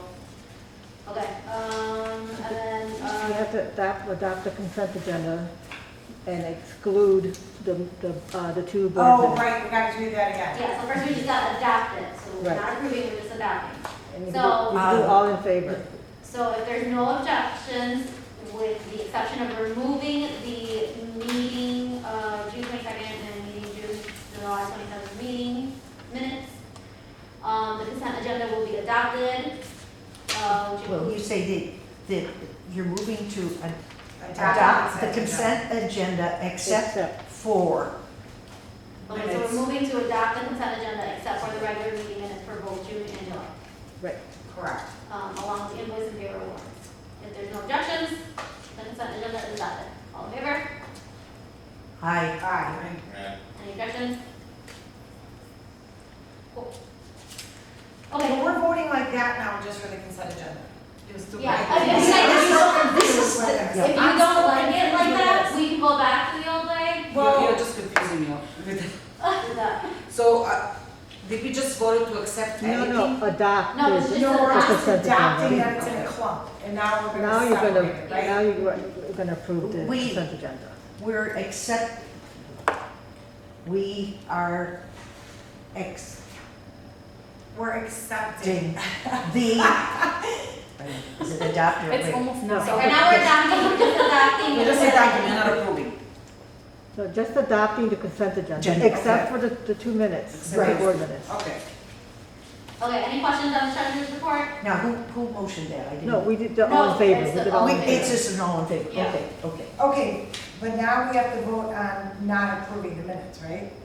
No, No, we already did that. it's not gonna be on out of there. the consent agenda. It's out of the consent agenda. Oh, so we adopted the consent agenda except for. Without, right, except for. Okay. Except, okay. We're good. Okay, Okay, treasurer's so- report? Yes, maybe Joanne could answer this for me really quickly. The license plate renewal, if you want to wait till next week, I don't know. But it says we sold 2 plates, according to somebody's report. But $524 came out of our bank account. How is that possible? Yeah, Because there's different fees, I'm not really, I don't process these license plates, so I don't know which fees are charged where. Well, they're usually 151, 168, so even those with the 950 price. Yeah, does we not would have to pull a $524. report to see where those, which ones those were. Okay, and could you let me know, do we buy these right from the Secretary of State? Pardon me? Are we buying them right from the Secretary of State, or how are we buying these? Oh, it's not license plates, no, isn't it just stickers? It's the It's the sticker, sticker. but you still would have to buy it from the Secretary of State, or how are we getting them? I thought so, yeah, it's directly through them. Through them? Yeah, to my understanding. Yeah, they send the stuff and we print it here, like they send the supplies. Okay. Do you know how many are we ordering at a time, or do we order for the whole year? Do you know who would know that? Popular- Lydia. Kate? Popular Okay. Services would, Yeah. yeah, they're the ones that are in charge of it. Okay. Because everything is so confusing about this. Yeah, license let's plate. try to just let's just speed this up a little bit. I can't keep a track of it. Okay, that's fine, so we can, I mean, that's not important this time, I can always shoot her an email. It's Perfect. not- okay, anything else on treasurer's report? Is that the check summary are we talking about? No. No. Okay, because I'm out of order now, see, I got all, Yeah. I got too many agendas, that's why, okay. Very nice, okay, I'm back. I'm back, guys. Okay, good? Are we good? Okay, Treasurer's I'm report? good. Or you need a minute? No, I'm good. This is the old one from Dawn. Okay, I'm Okay, back. profit and loss report? Any questions on the balance sheet? Any questions on the check summary? Okay, I have a question about the Minolta printer, and I'm not sure who would know this. I keep noticing every month we have overcharges for overage. Is there bigger packages you buy, Well, or? there's a set limit of the number of prints, and then if we go over that set number within that time frame, then they charge an overage. Well, can we get a bigger number? Like, don't you buy, like with the lease, when you lease a car, if you get 10,000 We miles. could, we you could, buy look- we could 12. look into that. Because see if there's a this bigger last month, package. I think we paid like over $200. Okay, so just Yeah. up the, It would be Allow interesting to cheaper. see, it would be interesting to see if it was cheaper to go higher Or or, pay the, yes. or is the I- overage cheaper than Yeah, going I up? believe that's why we set it up that way, that it was cheaper to do the basic X amount of number of prints, as opposed to The next adding higher more, number. because then it was gonna be more costly, because there's gonna be some months where we're not gonna go over, So I believe that was the reasoning why they did it that way, but we could look into seeing how much it would be if we upped the, Yeah, maybe The we can percent. just see both ways. I And, mean, and, yeah, and see, now you say there's sometimes when we're lower, is it like now with everything opening up again, maybe our copying is going to increase With compared to school the and last stuff? few Yeah. years? right, or with the flyers and the Yeah. garage sales and the whatever, not garage sale. What's that thing they're having, craft fair? With other stuff, maybe it is gonna go up, so maybe I guess you just wait out both Yeah, it ways. should be looked into. Okay, And just double check if we can Track, switch throughout the year, track and, or if we're in a contract. where I'll see what, If we go up, it's up for a year, you know, I don't, Right. like, if we You can do can it go for up 6 and down. months, or we can choose, say, I know next month there's nothing happening. right. Okay, so yes, so I'll look into But that. Halloween and Christmas and all that's coming too, that's what I was thinking of, okay. Okay, cool, so Um, council printer, anything else? Is Olson Roofing, is this the final payment? Every time it's the final, no, I think the last time when we wrote the check, we should have wrote in the memo, final payment, because. One out of Is three. this like a squeeze out of us or what? Is this done now, Joanne? I believe that should be the final one, I could double check with them. I bet, actually it is, because they sent I know they us, did the final walkthrough. yeah, and they sent us, just actually today, the document of all of the, Zero balance, hopefully? so, yeah, I believe that should be the final one. Okay. Joanne, you remember how we are supposed to have the concerts for the summer reading finale and that first guy couldn't show up? Yeah. But the check was written for that guy. I never mailed the check out, so all Okay. I needed to do was void it on the system. So you had that check in your position? Possession. It's voided on the system and Okay. it's written voided. It never was mailed. Okay, that's So, what. so that was an easy, thing to do, it was just voiding it. Mhm. And the news bank is never, because I made the mistake signing it. Right, it went out, right. When we went out. The check for News Bank went out, because it was signed and I just mailed all the For checks. January? But you told me that he kept it until you look into the other. No, properties. he was looking into it. And he signed off the check and I said, am I sending this one out? And he said, yes, so I sent it out. But he is looking into the other ones that you had Well, I told him mentioned. to look it up before we pay for this one because it's they due January. Can you just double check if it's, if they've cashed it yet, and if they haven't, can we stop payment on it? Yeah, why were we approving that at a board meeting for January in June? We're just ahead of our bills. No. We're Well, way that's another behind. thing I want to ask. That's what I about said right away, not to do it. Let's look into this, and I gave him exactly what to look into. Yeah, I know, Especially it's not even used. You can see there's a graph a lot of 0 people are using it. I know. Last month there was few of them. That was me. Next month, I think, we're trying to do an agenda for what we pay everyone. Like our lawn, our, I know we're looking at phone. Yeah, are we getting quotes for the snow and all that? Yeah, so I told them, I was like, I know it's gonna take time, but I was like, just try as much as you can. But why can't you just delegate it to these kids? I see these kids, they kind of look like bored. The one girl that I seen today is just staring at the home screen.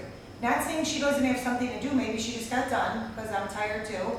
But delegate. These kids, when it's downtime, can't they call a landscaping company and say, here's our address, give us a quote? Layton doesn't have to do all that stuff. That's not work that a library director making his money should be doing. He should be delegating. Well, a lot of that stuff he does delegate. Some of that stuff is delegated to Mark, because that's his area in doing, in Okay, part well, of his Mark's job highest description. paid in the library, so no, So- he shouldn't be calling landscaping quotes either. That's Well, a teenager Mark job. handles a lot of the maintenance of the building. Oh, And so, Joanne, don't make me get the picture out again with the maintenance. Please. but no, let's- he does a lot of the maintenance of the building, like when the plumbers come, the roofers come, he comes and meets with them. So Layton will delegate that stuff to him, okay, I need 3 quotes for But this and so that. what I'm saying is it's not necessary. It's not a hard job for a monkey to dial a phone and call up someone and just say, we're looking for a You're quote, calling our period. employees They're not monkeys. making a decision. We're not Employees asking monkeys. anyone to make a decision. I'm just saying on some of these people, I'm sure there's one day where maybe someone's not in the kids section. I hope that never happens, but maybe there's not. And you might have some I call it filler work for my employees. Hey, can you call these, look up 3 landscaping places and just give them the address and tell them to give us a quote. Of course, everything doesn't have to fall on Layton or on Mark. They're the highest paid people in this library. They shouldn't be just calling for a quote. For making a decision, absolutely. For seeing what kind of company they're reviewing them, absolutely. But just getting a quote, I mean, I could call and get a quote on your lawn if I wanted to, and her lawn, just by giving the addresses. It's not, But I know some of them aren't all that simple. Like there's, I'm sure, in-depth questions of, okay, how many phones do you guys have? How, you know. What's the square all that. footage? well, that's different. I'm talking about like snow Well, yeah, plowing, those you can know, Like, yeah. like Yeah. not camera See the systems. property, let us know. Obviously, Yeah. Mark knows about cameras, that's camera system person Yeah. or Layton. Well, I would hope he's delegated. Not major or something. But, I hope so too, but it seems like every time you ask him, he's like, I'm on this project, I'm on this project. You can't be on that many projects, you have to try to delegate, that's how you can get stuff done. okay. Well, I'll bring it up someone. Anything else on the tax summary? I don't think so, except for I was not really happy to see Danielle and Ron have to use their own money and credit cards to go once again reimburse things for the library. Why we don't have a credit card, Yeah. and the petty cash is gone, and I don't think that's up to Danielle to have to go use her money, or Ron to use his money to fund stuff for the library. Why don't we have a MasterCard or Visa available to them? Ron could have been able to pick up the phone, call Violence, have the flowers sent with a library credit card. Are we not also tax exempt? So when Danielle goes to buy 2 bikes on her We're credit tax card, you are. Yeah, got we the have number? numbers for everything, yeah, so we Okay. have a card at But Walmart, you should Home still Depot. shouldn't have to wait a month to get your check done, or. I 2 agree, weeks, but- or 4 weeks. I don't think it's fair. No, I don't- that's the credit card policy in January of last year, but it's not even online, you can't even find it. What is it? What? It's in our packet. In January of 2021, January 20, Are you talking about in this packet? no, January 27, 2021, we voted on passing the credit card policy. Okay, we do have a credit card. Yeah, we have a card. It was Yeah. just- It says that every department head should The have. only reason her card was used was because our current card is blocked for fraud. There was a fraud attempt, the bank closed it, and they mailed out a new one. Oh, So that's the only reason we didn't have a so card. every department has their own credit card, I mean library Do credit. they? No, they No, don't have they one. Because that's what they're supposed to have. Wait, No, that's just No, they don't one. have one. Wait, Joanne, you told me No, upstairs that you changed banks. no, right. They already had sent the new card before this fraudulent claim went in. They sent the new card because Old National Bank brought out First Midwest. Yeah. So they did send out new cards, and then we had that fraudulent one, and then that's when they put the hold on it, and the new one needs to be reactivated. But is the Amazon card not a Visa gift card? No. Gift card. The Amazon card isn't a Visa card or a MasterCard? No, You get extra points and you get discounts for that. Why did the library not apply for that? I wasn't around when they established the Amazon card, so I'm not sure what. Well, I would definitely check into that because I believe you get almost Does that work 5% for off. businesses? Oh, yeah, Amazon even set up their own business accounts, So that's a business where only account. businesses can shop, which you even get more money off. So I don't know why we wouldn't be doing that. The petty cash should be used for emergencies. It shouldn't be even used for crafts and this and that. Danielle, as the department head, should have her own credit card that belongs to the library within reason to be using for craft supplies. I mean, not for your bedazzling your stuff. Really? But it should, or it could be locked up in a drawer where she says, Joanne, I'm going to Michael's to buy crafts for the kids. Why is she constantly either using her money or using the petty Well, cash money? No, it's just, this was just one time or 2 times with But the petty Ron. cash. It's is not, just we gone don't do this, also. we don't do this very often, that the But employees you're use their using the own. petty cash almost every month. Well, that's what the petty cash is for No, look actually, for- petty cash is for urgent things. They're not for pre-planned things. If you read the policy that we have, and I know it's late, but we could go over that policy next time. Remember I told you maybe we'll pick 5 Yeah. policies. It's for things of urgent matters, not when Danielle knows that she's already gonna give away 2 bikes in 3 weeks or $25 Amazon gift cards next month. That's not what petty cash is for. It's for urgent things. It's for ribbon cutting cupcakes when you have to go run to Jewel. Hey, you send somebody. It's for ice if you're having a function, you run out. If you read our policy, it's not for pre-planned things. And you shouldn't just be going in a drawer, getting cash, and then replacing it and taking it from one account into the other account. Petty cash is for things of eminent time. We don't take it out from one account to another account. It's always charged to the appropriate expense line. It's not, that's not what petty cash is for. That's all I'm saying. According to our policy, it's not for that. You could keep refilling it all you want every month. It's not for that. You should have a detailed receipt on a credit card or something with everything that Danielle's buying for her crafts, for her Amazon books, for her story time in one place. Not go to the petty cash, pick it up. Go to the Amazon credit card or Amazon account and pick that up. Then go to Danielle's credit card and pick that up. It shouldn't be in 4 different places.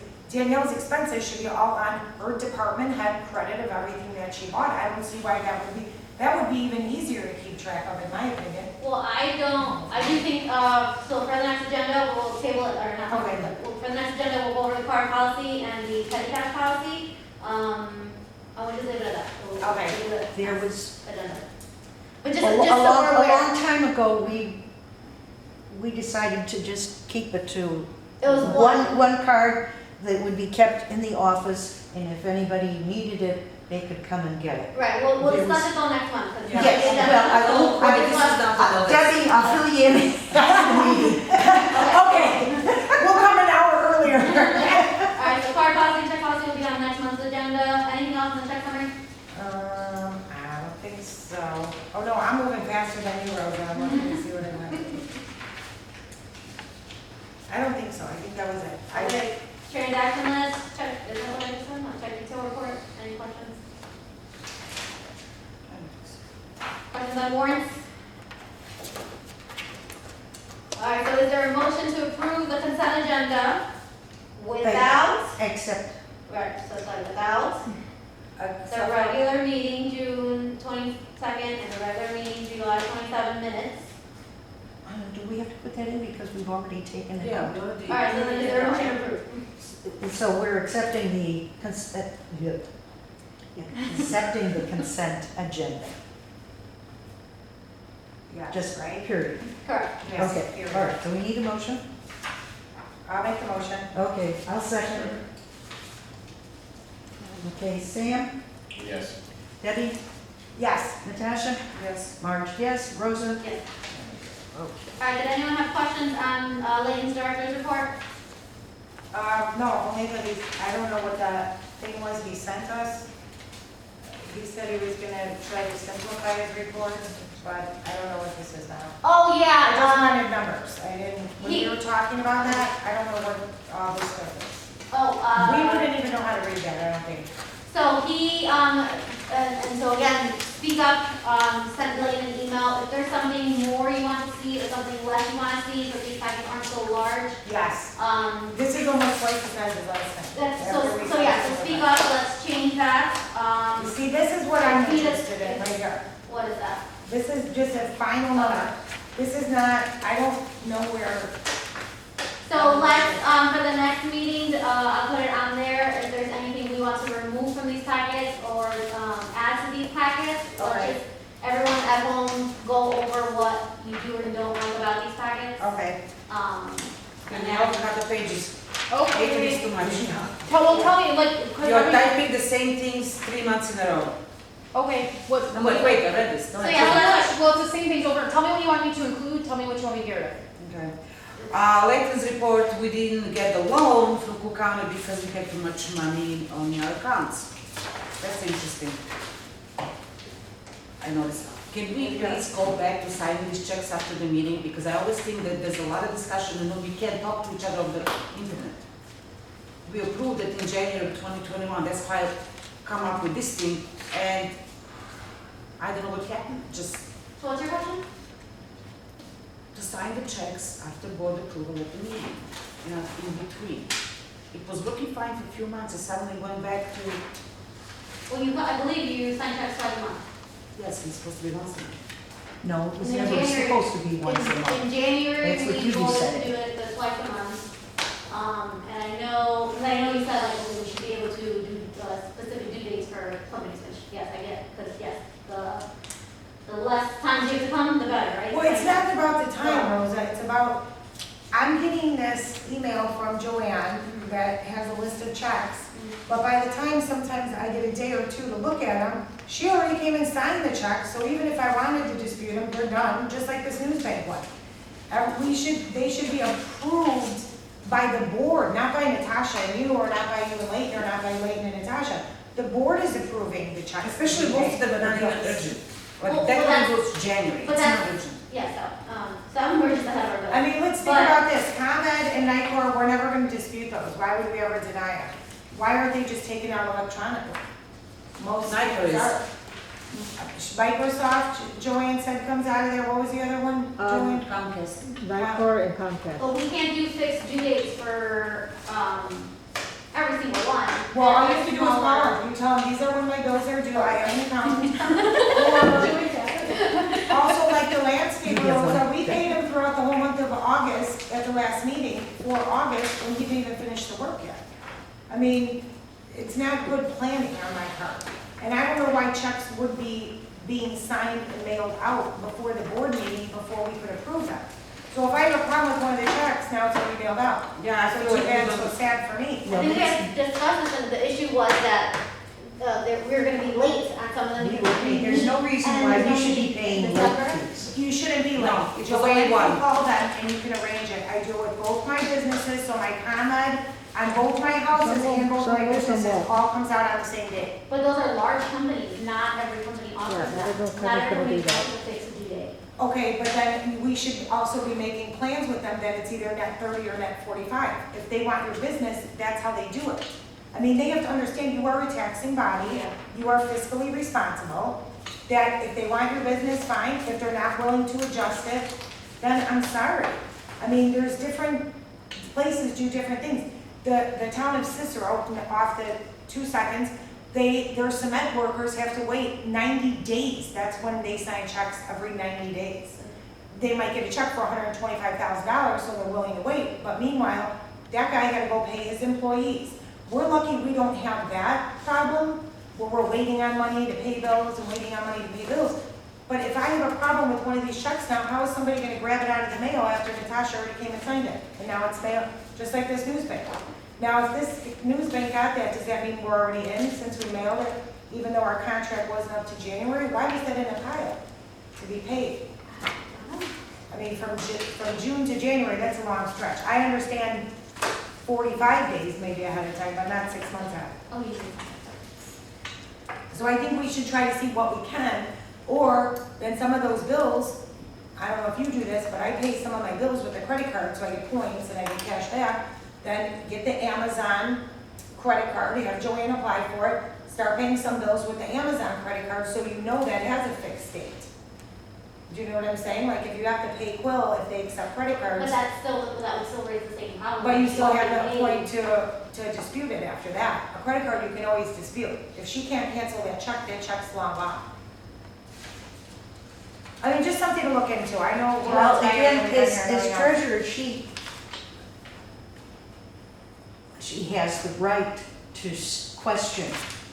We all have the right to question. Well, but you're there signing the checks first Yes. off. So you have, that's why I'm saying, you've got the ability to say, hey, wait a minute, I got questions about this.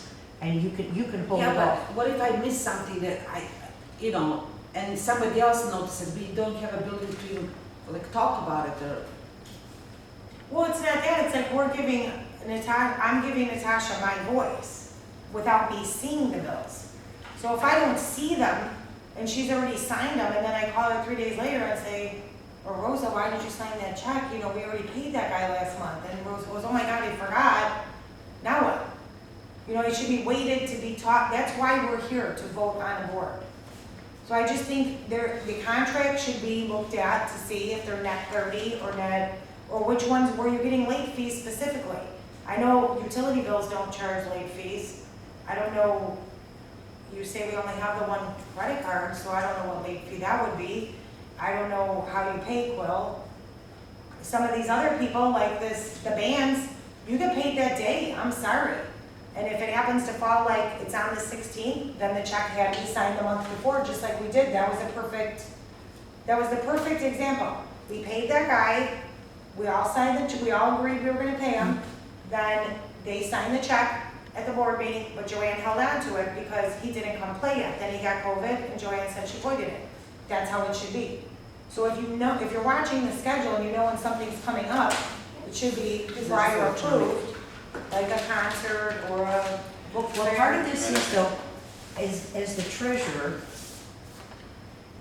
she is looking at the actual invoices. You read about this all the time. Was that one gal that stole millions from that town? Oh, yeah, she in Dixon. Okay, so Built now, millions, so, yeah. okay. That's Natasha's job, as she's looking through the bills to make sure that this is a valid bill, that it's not a copy of where it's presented a second time because they made a copy of it. And that's part of her job in looking at these and as she signs them. And also that there's somebody there to question some of the expenses. I don't know if I'm describing it. It's helping, you're supposed to be spending the time also looking at these invoices or bills that they are real, that they're not, it's not just that they're. Yes, Dad, but it's hard to remember, Marge, if we already paid something or not. You know, everything repeats and Right, but everything still, is it's, similar. the idea is that you're looking at, you're looking at it and you might start smelling a rat. Okay, so Joanne, is there, what issues do you see with, calendar things, you're paying things once a month? What's gonna be timing of when we receive the bill, because yes, most bills are net 30 days, you're right. But if we get a bill, dated July, 28th, so it's due August 28th. But it already missed the July meeting, and by the time we go into August, our August meeting is at the 4th of the month, then that means when I finally do send that check out the next day after the board meeting, that due date is already passed In my on. opinion, this is what we have to do. Regular bills that we're paying, like, you know, ComEd, Verizon, and this, you should have, they're like, have a date. Any contractor or anybody that do a service over here, you tell them you're gonna be paid after the next board meeting and that's it. Or you should tell them the next first of the month. So then this would be a project, because we already have people in place who may not agree to that, and so we might just like, No, not the existing ones, but like they new change the quote. new ones. That's what I Yeah. even said in last January to do that. When you get existing one, you tell them, you're gonna be paid after the Rosa, month. real fast, because I approved it and I didn't, highlight it. What was with this flushing toilet for $407? $300 in labor, $30 in gas. What was the emergency? It wasn't flushing. Was it flooding the bathroom? No, it said not flushing. It must have been backed up, I'm guessing. And why, well, you have more than one. It was a flat But pipe. we have Hannah Plumbing in town, you could call the village and get a list of local people. What happened to Lewis Abram? We called a Union Plumbing Company in Elk Grove Village. Is it Chechen? Union Plumbing, it was $300 for labor, on a $3.51 part. The part cost $3.51 in Menards, and so they charged us $77 for the part. So I don't know if that's somebody we know, or someone's friend, or why would we call them even? Unless he called as an emergency. I'm guessing when you call someone, it's because it's backed up, because those toilets by youth especially, like people will. It just stuff says in not it. flushing. It wasn't, it was probably that, is what I'm What is guessing. it, I don't know. I don't know. Okay, you want to add to the agenda? Well, yes, because I would like to just know where our handyman went to. Okay, yeah. Where And are we it's not using it? It's also in Mark's, nice lipstick, Rose, I just saw. It's also in Mark's description that he's gonna do the building maintenance, the HVAC and plumbing, so I don't know if it was just not flushing. I had the impression that Lewis comes around in the evening. I could be wrong, and he does the work in the evening. When he's available. Okay. Do you know But what he's- toilet it was, or what it was, Joanne? No, I don't know which toilet it was, no. Oh. Okay, Danielle. Next month we get to. Tell me what you would like me to include in that. What I wanted to ask you is about limiting the programs again. We're not. We just need registration to know how many people are coming. That's the only It reason. says they're full again On what? on the internet. I think Legos is full, something else was full. I was just looking at it yesterday because I saw you wrote we are no longer Yes. limiting it. And then I saw limits on it. Okay, so Lego is full, what else? So I can fix whatever the issue is on event. Let me see. Sorry. Because trust me, even Event is full, Legos, virtual chip, no, that's yoga. God, I don't know, let me look at my, Yeah, let me I don't look. wanna keep us all No, here. just let me know when I can fix them because we're I not don't have limiting my anything. things in order. So you're still wanting registration, but you're not limiting? Correct. Okay, that's. Unless I only need 5 for this room, but yeah. But even if they're registered, that doesn't mean they're gonna show up. Correct, and we let people in who have not registered too. There's people who show up who haven't registered, there's people who don't register who show up. Do you have a cancellation list where you call They people? want a ballpark figure.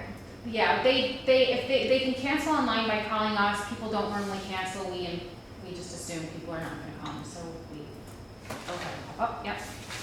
Oh, it's All right, already let's set. see It's how, all that's done. gonna be fun, why do we, let's keep going.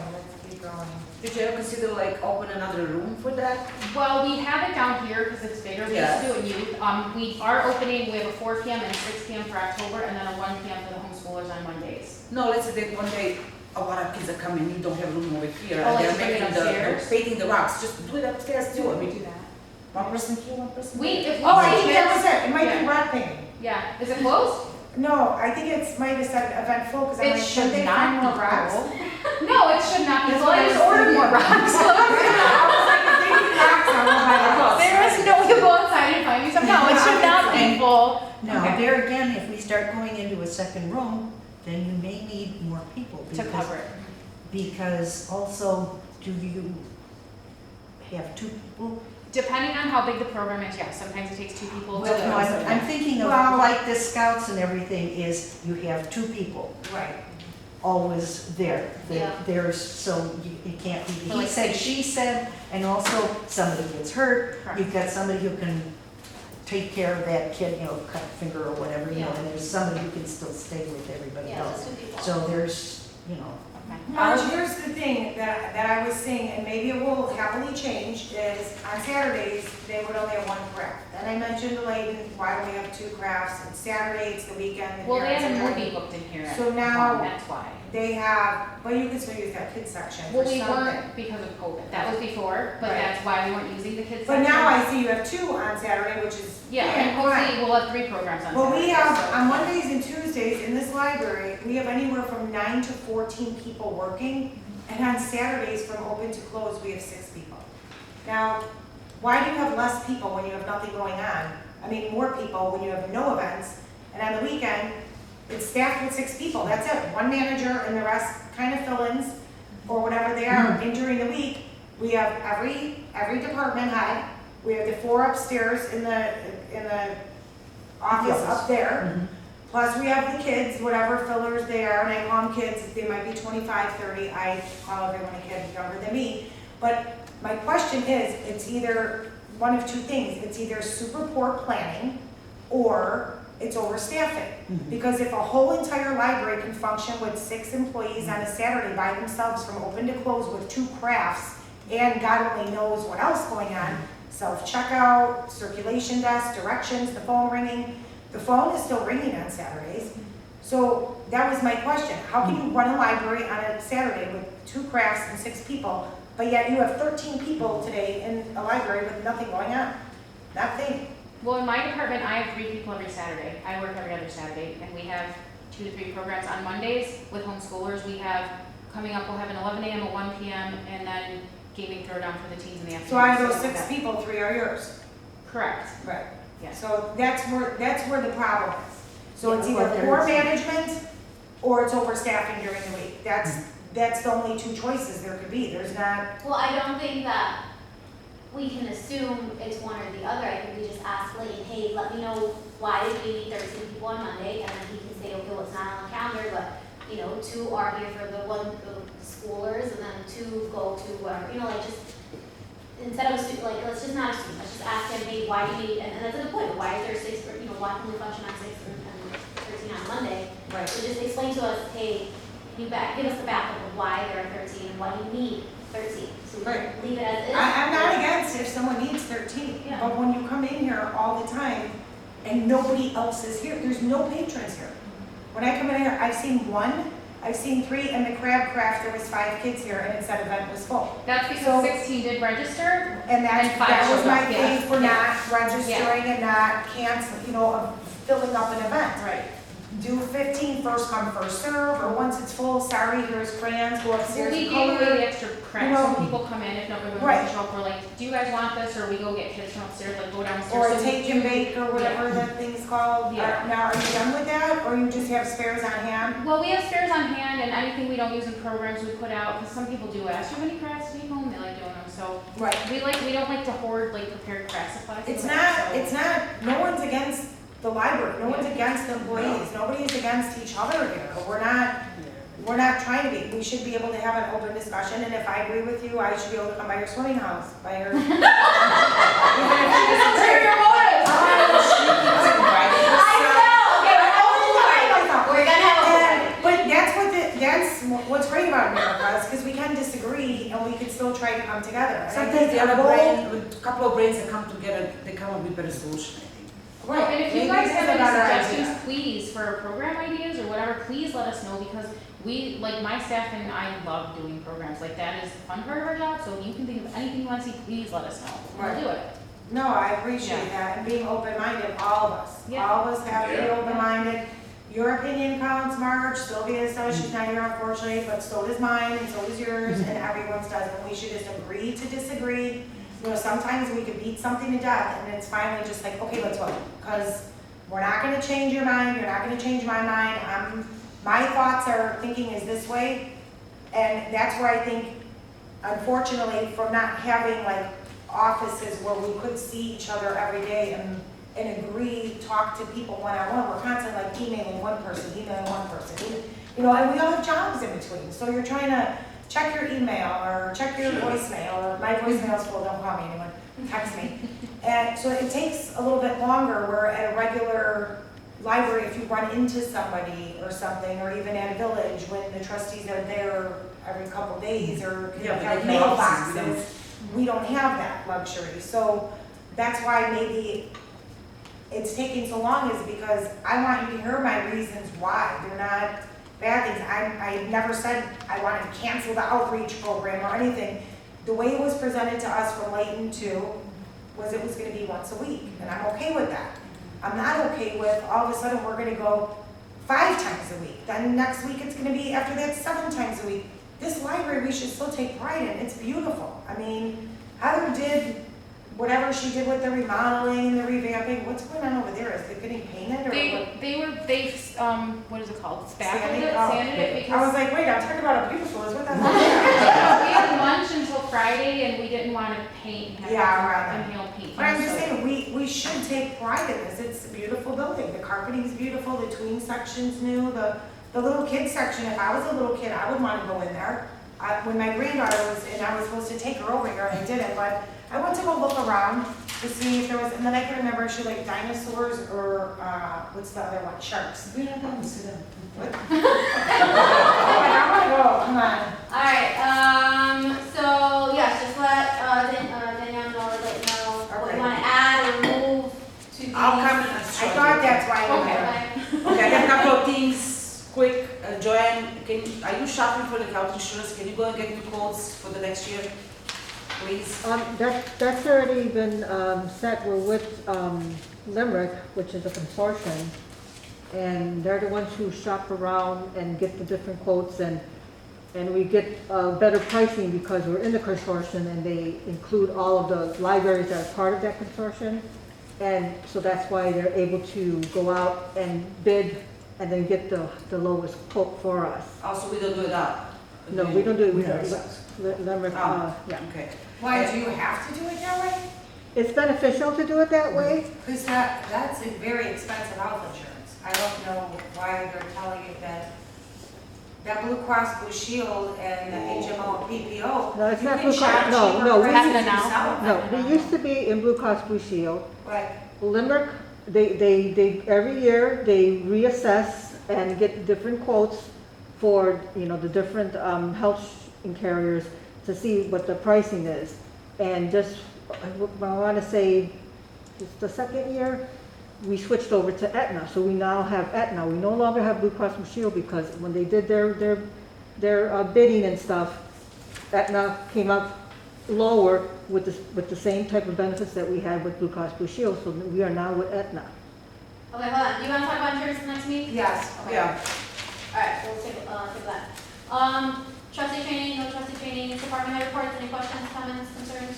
No, I thought we just did that, right? Committee reports, none, And then unfinished she business, said one more none. thing, Natasha, what? Yes, So I know you removed everything about COVID except one more, Oh. two more are left. okay. About us, hours and location. On the board, on the website? Yeah, that's one thing. Okay. So And what when do you I think? called the other Under- day Under about us? about us, Okay. and then hours and locations. And now listen to this one. That is like the auto. Okay. I never listened all the way. Oh, so it's update auto voicemail?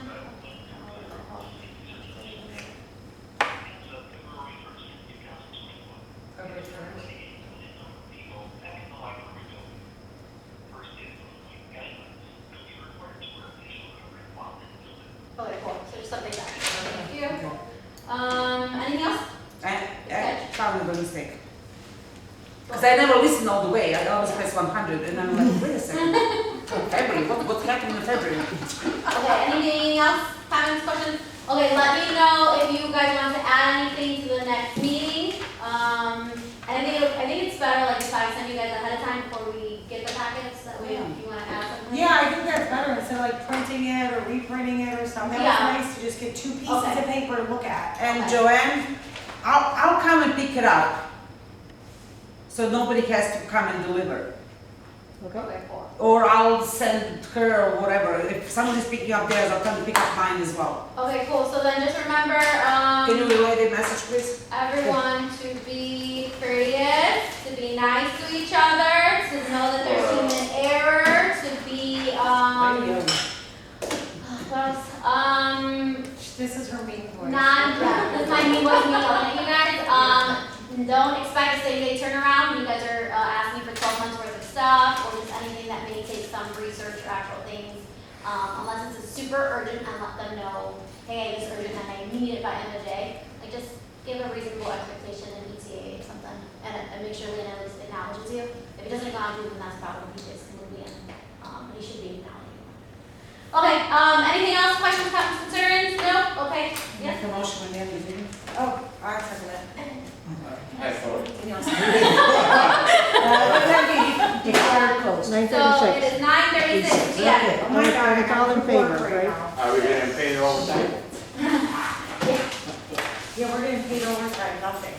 Nothing times nothing. All right, thank you guys for staying All right, late. thanks, Rosa. Have a nice night. Thank you for saying this. I didn't go pick up your kids to go. I broke right. Oh, I'm unfortunately charging station. I'm like, why is this Moving. moving? You don't know. Charging station. Okay, you need to email me. Rosa, thank you. Bye. Oh, Joanne, the checks are here. Look, they signed all of them? Thank you. Oh, Put yeah. them here. You know, don't ever ask me for craft advice, or Natasha will have to show you some of my crafts. I lost my job one time and I started taking up crafts, but it looked like little kids did that. It was like I was toilet paper, and then I was making snowmen out of the socks with rice and decorating on.